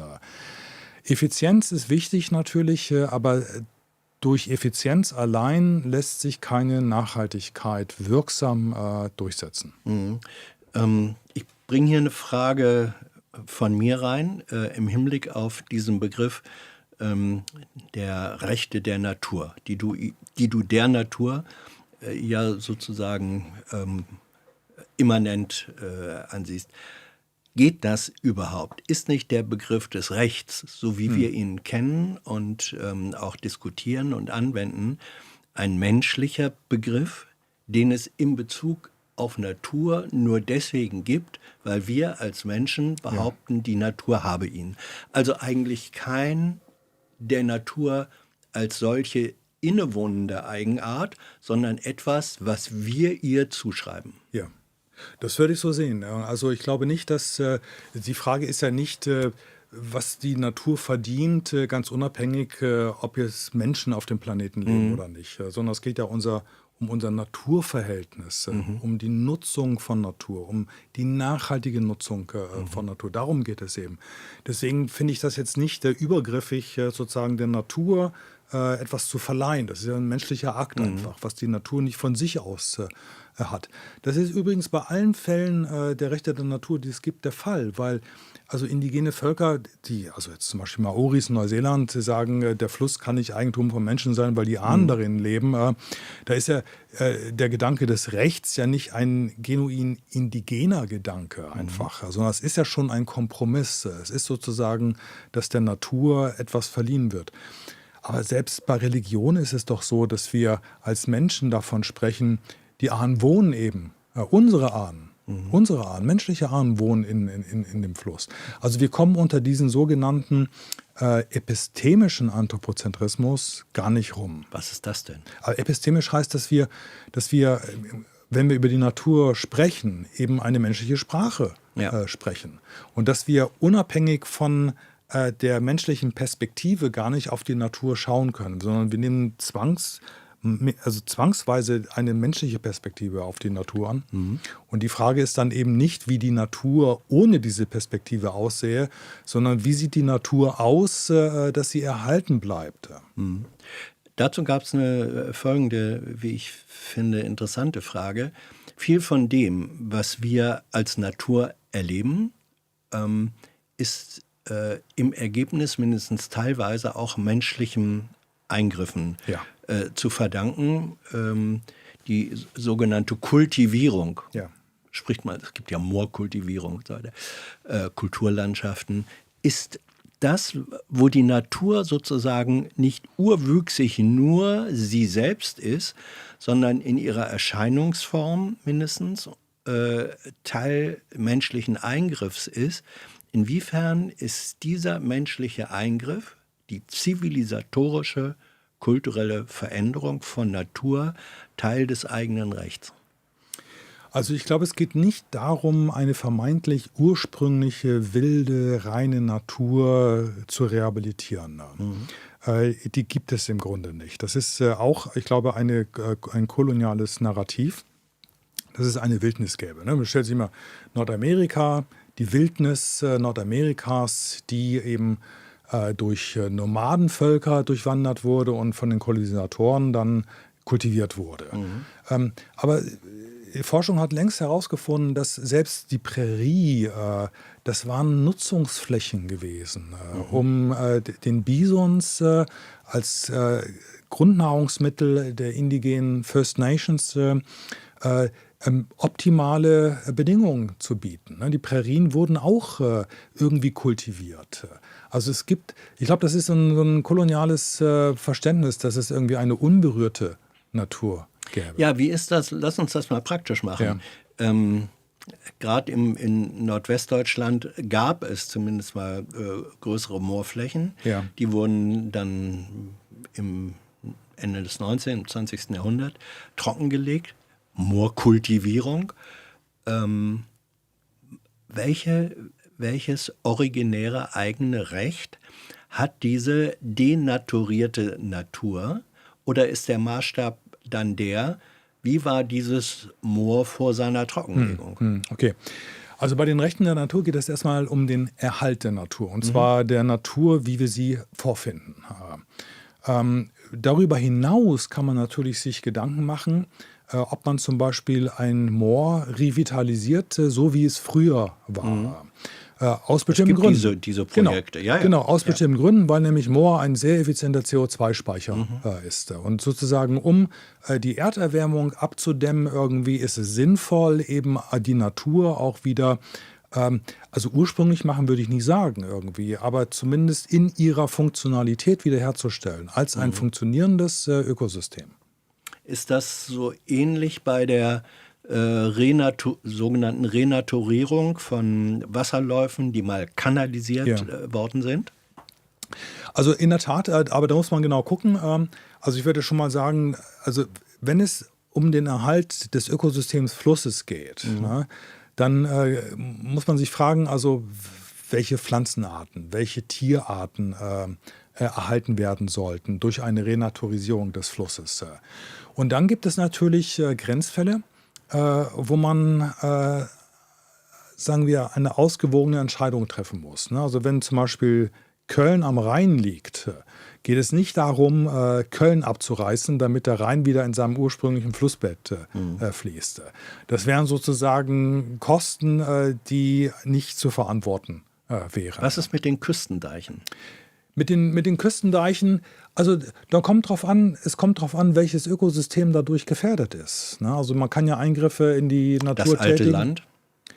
Ja, aber was heißt das alte Land? Dann ist es nur jetzt die ästhetische Wahrnehmung. Am Unterlauf der Elbe, ja. Ja, aber ist es dann nur die ästhetische Wahrnehmung oder sind da wirklich Pflanzenarten, Tierarten, sind irgendwie die Gezeiten so beeinflusst, dass ein Ökosystem... Menschliche Siedlungsgebiete? Ja, das ist ein Punkt, ja, in der Tat.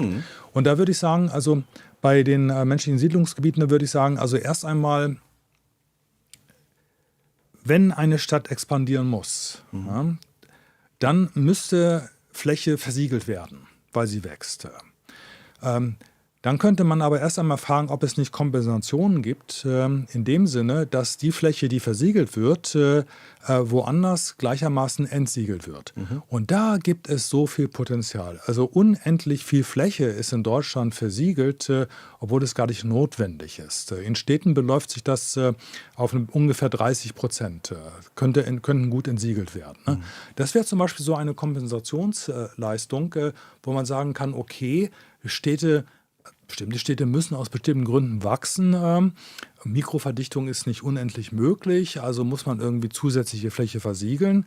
Darf man machen, aber nur gegen eine Entschädigung. Also man kann sozusagen, weil, wie du ja selber oder ihr im Gespräch vorher auch schon gesagt habt, die Natur kann sich ja nicht selbst verbal äußern und die Natur kann als solche keinen Anwalt beauftragen. Aber diejenigen, die sozusagen entweder als Nutzer und Vernnutzer von Natur, als auch diejenigen, die sagen, nein, wir müssen ihr eigenes Recht schützen, die können, dann ist über Natur und Natürlichkeit und eigenes Recht verhandelbar? Also das ist ja der Punkt, dass eben der Naturschutz nicht mehr verhandelbar ist, wenn die Natur eigene Rechte hat. So wenig, wie wir über die Grundrechte von Personen verhandeln. Aber in Konfliktfällen muss man eben abwägen. Das tun wir. Das meinte ich mit verhandeln. Genau, das machen wir bei Grundrechten ja auch. Ja. Ne? Wir wägen dann Sicherheit und Freiheit ab irgendwie. Das sind sehr komplizierte Prozesse, die durchlaufen werden müssen, um zu einer Entscheidung zu kommen. Die können dann immer noch strittig sein irgendwie. Sind auch nicht immer die besten Entscheidungen vielleicht. Aber so einfach ist es nicht, dass man einfach sagen kann, okay, jetzt gibt es hier ökonomische Interessen und die setzen sich über die ökologischen Interessen hinweg. Es muss vor Gericht geprüft werden auf Grundlage eben des Verfassungsgesetzes, in dem die Rechte der Natur eben garantiert werden. Ganz kurz noch, Hans. Ganz kurz noch. Und es wäre wichtig, weil das eben schon eine abschreckende Wirkung hat. Unternehmen würden im Wissen, dass es irgendwie juristische Folgen haben könnte, erst gar nicht so offensiv umgehen mit der Ausbeutung und der Nutzung von Natur. Ja, der Gedanke, das ist sozusagen der präventiven Strafandrohung, ne? Der sozusagen den Rechtsbruch möglichst eindämmen möge, wenn er ihn auch nicht komplett verhindert. Es gibt auch ein paar Fragen, die über dieses Naturrecht hinausgehen. Zum Beispiel, hier schreibt jemand, der offenbar selbst auch akademisch lehrt. Er schreibt, meine Studenten, er schreibt tatsächlich nicht Studierenden, sondern Studenten, fällt es Jahr um Jahr schwerer zu denken. Eins meiner Ziele ist es, sie zum Denken zu bringen. Es fällt auch vielen schwer, sich auszudrücken. Wie bringst du deine Studierenden zum Denken? Philosophie ist ja ein denkendes Fach. Also erstmal würde ich die Beobachtung teilen. Und das hängt ganz viel mit den Medien, mit den digitalen Medien zusammen. Das sind eben immer möglichst kurze Botschaften, die erstens fortgesetzt werden können. Also es ist interessant, zum Beispiel bei Nachrichten irgendwie, ist das nicht so wie beim Brief, eine Anrede und irgendwie ein Schluss, sondern es ist irgendwie immer so ein Und zweitens die Aufmerksamkeitsspanne ist bekanntermaßen eben auch viel geringer. Und für mich ist es wichtig, dass wir an einem Text der klassischen Philosophie, ich nehme da gerne die Einleitung in Hegels Grundlinien der Philosophie des Rechts, dass wir Satz für Satz arbeiten, damit die Studierenden zweierlei, das ist wichtig, Erfahrungen machen. Erstens die Erfahrung, etwas nicht zu verstehen, weil normalerweise, wenn ich etwas nicht verstehe, klicke ich es weg oder scroll weiter. Aber sich zu sagen, sich diesen Nicht-Verstehen auszusetzen und zu fragen, was verstehe ich da eigentlich nicht? Das bedarf eben sozusagen einer gewissen Geduld und einem Dranbleiben einfach. Und genauso dann die Vermittlung, dass man auch das, was zunächst unverständlich war, verstehen kann. Das ist die positive Erfahrung, ne? Dass man lange an einem Satz arbeitet, um überhaupt ein ganz anderes, nicht nur Textverständnis, sondern ganz andere Texterfahrung zu vermitteln. Das sind natürlich Tropfen auf dem heißen Stein irgendwie. Wie kommt denn, was ist die Response darauf, wenn du mit jungen Menschen zu tun hast? Und das sind ja inzwischen das sind alles Digital Natives, und zwar in zweiter Generation, wenn nicht dritter. Wie kommt das an? Ja, also unterschiedlich. Ich meine, einige habe ich verloren, die lassen sich nicht darauf ein. Andere, die sich darauf einlassen, das ist immer das positive Feedback irgendwie, hätten sie nie gedacht. Hätten sie nie gedacht. Und bestätigen genau das irgendwie, versteht man ja überhaupt nicht, aber dann die Erfahrung zu machen, hey, das kann man doch verstehen. Und das bringt mir sogar etwas, wenn ich es verstehe. Man kann nicht alle abholen, das ist bedauerlich irgendwie, aber man sollte den Rest eben auch würdigen. Es gibt einen schönen Satz von Karl Kraus, dem wunderbaren und sehr zynischen Zeit- und Kulturkritiker, der mal geschrieben hat, je näher man sich ein Wort anschaut, desto ferner schaut es zurück. Ja, genau. Ja. Und das gilt, glaube ich, nicht nur für einzelne Worte, sondern das gilt auch für sprachlich, mündlich oder schriftlich ausgedrückte ausgedrückte Sachverhalte. Wenn man sie sich nah anschaut, dann werden sie erstmal fremder. Ja. Aber das muss wohl so sein? Ja, also ich glaube, das ist genau diese Erfahrung, das ist im Grunde eine Welterfahrung. Welt, die uns anspricht, Welt, die uns entgegenkommt. Digitale Medien funktionieren in der Regel instrumentell. Ich suche und finde das, was ich brauche, der Rest kann weg. Aber sozusagen die Erfahrung zu machen, deswegen Erfahrung, dass ein Text mich anspricht. Adorno hat gesagt, das ist der Sprachcharakter, dass ein Text beredt wird, mir etwas sagt, mich anspricht. Das ist sozusagen eine Aktivität, die nicht von mir ausgeht, sondern eben von der Welt ausgeht, wenn ich zu dieser Welt eine Beziehung aufbaue. Ist das auch ein Teil deiner frühen Faszination für Kierkegaard? Ich glaube, der bekannteste Satz von Kierkegaard überhaupt ist, dass er entweder gesagt hat oder gesagt haben soll, verstehen kann man das Leben nur rückwärts, aber leben kann man es nur vorwärts. Genau. Ist das sinngemäß oder wörtlich so gesagt, richtig? Also er hat gesagt irgendwie, das Leben wird rückwärts verstanden und vorwärts gelebt. Ja. Und genauso ist es einfach. Es ist ganz wichtig, dass vieles einem erst klar wird, dass man es versteht im Rückblick. Aber natürlich wir müssen unsere Zukunft gestalten und planen und irgendwie orientieren. Das ist der Unterschied zwischen Erfahrung und Nostalgie. Ja, vielleicht. Ja, weil finde ich schon, weil auch Nostalgie bezieht sich ja auf Vergangenes, auf Kenntnis von Vergangenen, verharrt dann aber darin, während eine Erfahrung, die zu Lebensgestaltung führt, eben das zwar, also wie soll man sagen, wie eine Pflanze, die ihre Nährstoffe aus dem Boden zieht, über ihre Wurzeln, sie dann aber transformiert in Blüte oder Baumkrone oder was auch immer, wenn dieser biologische Vergleich zulässig ist. Ja. Also ich glaube, das ist wirklich ein Punkt, den Kierkegaard trifft, weil wir die Triebkräfte, die uns zu etwas motivieren oder antreiben und bewegen, wir erst viel später im Rückblick verstehen. Also wir wissen natürlich, es gibt einen Impuls, der wird uns aber erst klar im Rückblick. Eine Frage, die ich toll finde, weil sie so elementar ist. Was ist eigentlich der Unterschied zwischen Moral und Ethik? Weil die taucht ja als Begriffspaar so häufig auf und ich glaube nicht alle, manche denken, ist das synonym, ist es aber nicht, ne? Ja. Also das ist einfach eine Sprachregelung. Man muss einfach sagen, in welcher Bedeutung man jetzt diese Begriffe verwendet. Da gibt es jetzt nicht eine goldene Regel oder ein Gesetz sogar, das sagt irgendwie so und so sind Ethik und Moral zu verstehen.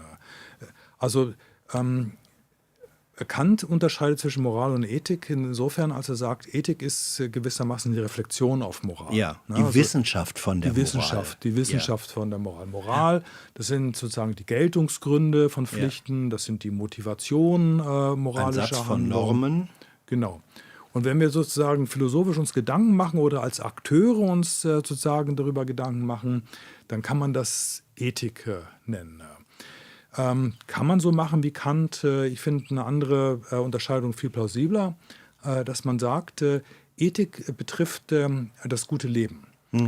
Und das gute Leben ist nicht nur notwendigerweise ein moralisches Leben, sondern es betrifft auch, siehe Kierkegaard, den gelingenden Umgang mit meinen Negativitäten, mit meiner Sterblichkeit. Wie verhalte ich mich zu meiner eigenen Vergänglichkeit? Das hat erstmal keine moralische Folgen für andere. Das finde ich immer eine sehr gute Unterscheidung, dass man sagt, Ethik ist eher das gute Leben, das nicht unbedingt moralisch ist, weil und moralisch ist immer sozusagen, da geht es um das Wohlbefinden anderer. Ja, aber was ist, es gibt im medizinischen Bereich Ethikkommissionen. Ja. Da geht es darum, um die Zulässigkeit und Vertretbarkeit bestimmter Operationen, Behandlungen und so weiter. Da geht es ja nicht um das gute Leben des Arztes, auch nicht um sein Seelenheil, sondern da geht es dann doch schon darum, was dürfen wir machen, dem anderen tun oder antun oder nicht. Ja, also ich würde schon sagen, dass es auch um ethische Fragen geht, was ein würdiges Sterben ist. Ja. Was gehört wie viel Sterben gehört zu einem guten Leben? Also ich glaube schon, dass es auch in der Ethikkommission in Krankenhäusern auch diese ethischen Fragen stellen. Und die können natürlich, wie gesagt, in Konflikt zu moralischen Regeln geraten. Und so eine Aufgabe der Kommission ist eben da abzuwägen und das eben transparent zu machen. Zu Oldenburg. Erstmal eine einfache Frage. Was bedeutet dir persönlich Karl von Ossietzky, der Namensgeber der Universität Oldenburg? Ja, also sehr viel. Das ist zum einen ein Vorbild gerade in unserer heutigen Zeit, jemand, der nicht einfach einstimmt in den Ruf nach Militarisierung, sondern überhaupt erstmal ein Pazifist, Herausgeber der Weltbühne. Genau, und Nobelpreisträger, der eben zeigt, dass es eine andere Sichtweise gibt. Das ist mir wichtig. Ne? Egal, wie man dann zu einem Angriffskrieg, wenn man angegriffen wird, steht oder nicht, es gibt immer auch eine andere Sichtweise. Das, finde ich, kann man sehr gut an Karl von Ossietzky sehen. Das andere ist, wir hatten kurz vorhin darüber gesprochen, das weißt du besser als ich, dass es einen langen Kampf um den Namen dieser Universität ging irgendwie. Es waren die Universität, das Land wollte diesen Namen nicht. Da muss man sich mal vorstellen, ein Friedensnobelpreisträger, ein Opfer des NS-Regimes, umgebracht im KZ. Es sollte nicht ein Namengeber sein für die Universität in Niedersachsen. War das schon die Regierung Ernst Albrecht? Ja, es war die Albrecht-Regierung. Und es waren einfach Initiativen, Bürgerinnen, Studierende, aber auch Lehrkräfte, die dafür gekämpft haben und sich durchgesetzt haben. Gut so. Auch das wieder ein positives Beispiel. Es gibt man kann da vielleicht eine Beziehung sehen. Ich glaube, es war im vergangenen Jahr, als ein junger Mann namens Lorenz durch Polizisten in einem Polizeieinsatz getötet wurde. Ja, stimmt. Das hat mindestens die oldenburgische Gesellschaft, aber auch darüber hinaus sehr bewegt, auch weil die Aufklärung dieser Tötung zunächst durch die Polizei selbst erfolgen sollte. Das ist, glaube ich, alles auch noch nicht abgeschlossen. Hier hat eine, und ich glaube, es ist eine Studierende von dir auch, weil sie deine Vorlesungen empfohlen hat, gesagt, was ist eigentlich deine Position dazu? Hast du wahrgenommen, dass in der oldenburgischen Öffentlichkeit sich ein anderes Verhältnis zur Polizei entwickelt hat? Ja, also ich glaube schon, dass das so ein Ernüchterungsmoment war einfach. Ne? Dass also Exekutiven, sei es die Polizei, durchaus einen Spielraum haben in ihren Handeln, der nicht immer zugunsten von der Bürgerschaft ausfällt. Ich finde, das ist ein gutes Beispiel, um nochmal einzuordnen, wie man in der Polizei, wo es bekanntermaßen eben auch große Probleme gibt, was zum Beispiel Rechtsextremismus betrifft, wie man sich dazu verhalten kann. Also ich glaube nicht, dass man, weil es in der Polizei autoritäre Strukturen gibt, Rechtsextremisten gibt, dass man die Polizei abschaffen sollte. Das ist die Position des sogenannten Abolitionismus irgendwie. Aber? Sondern es geht auch hier wiederum eine Demokratisierung einer solchen Institution. Und Demokratisierung heißt erstens, dass die Betroffenen, und das sind eben nicht nur die Polizeibeamtinnen, sondern auch die Bürgerinnen, mitbestimmen sollten über diese Strukturen solcher Institutionen. Und dass zweitens eine gewisse Transparenz, so wie beim Parlament es eben eine Transparenz gibt, irgendwie, sollte es auch eben in der Polizei eine klare Transparenz geben. Das ist mir deshalb so wichtig zu sagen, weil ich weiß, dass es in der Polizei genauso Polizistinnen gibt, die für diese Demokratisierung eintreten treten, einen extrem schwierigen Arbeitsalltag haben, weil sie nicht immer nur Wohlwollen von ihren Kolleginnen bekommen. Und die würde ich gerne unterstützen. Ne? Also die in der Polizei, die es eben gibt, die sozusagen für die Demokratisierung einer solchen Institution eintreten und dafür auch kämpfen, dass man die unterstützt, anstatt zu sagen, alles weg, alles kann weg.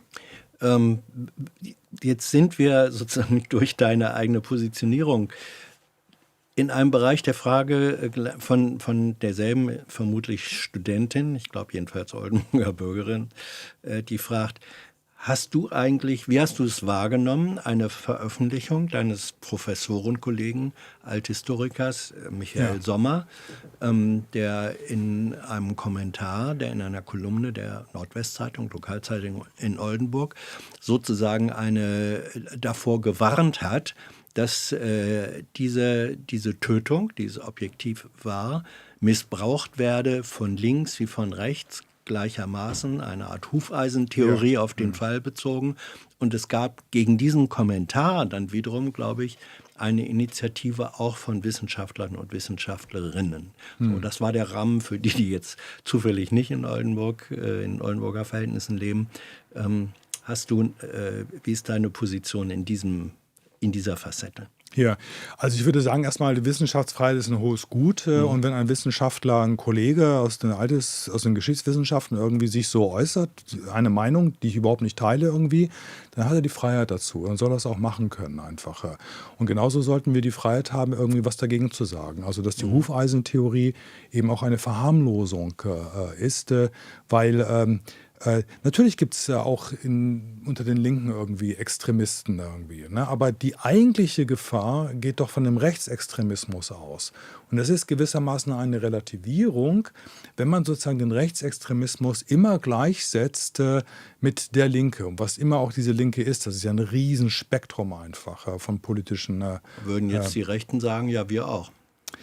Ja, aber es gibt unter den, da muss man ja nur irgendwie die Parteiprogramme sehen irgendwie. Ne? Also wenn man jetzt mal so im äußersten Spektrum guckt, das Parteiprogramm der Linke und das Parteiprogramm der AfD, kann man sich mal fragen, was ist eigentlich antidemokratischer? Und ich glaube, das Urteil fällt eindeutig aus. Als letzte Frage nochmal eine im Hinblick auf die eigentlich sozusagen Naturrechte und Ethik und Moral zusammenfasst. Warum bewegt uns das Schicksal einzelner Tiere mehr als das Schicksal aller Tiere? Also der gestrandete und verendete Wal Timmy wird hier als Beispiel genannt. Warum ist das so? Ja.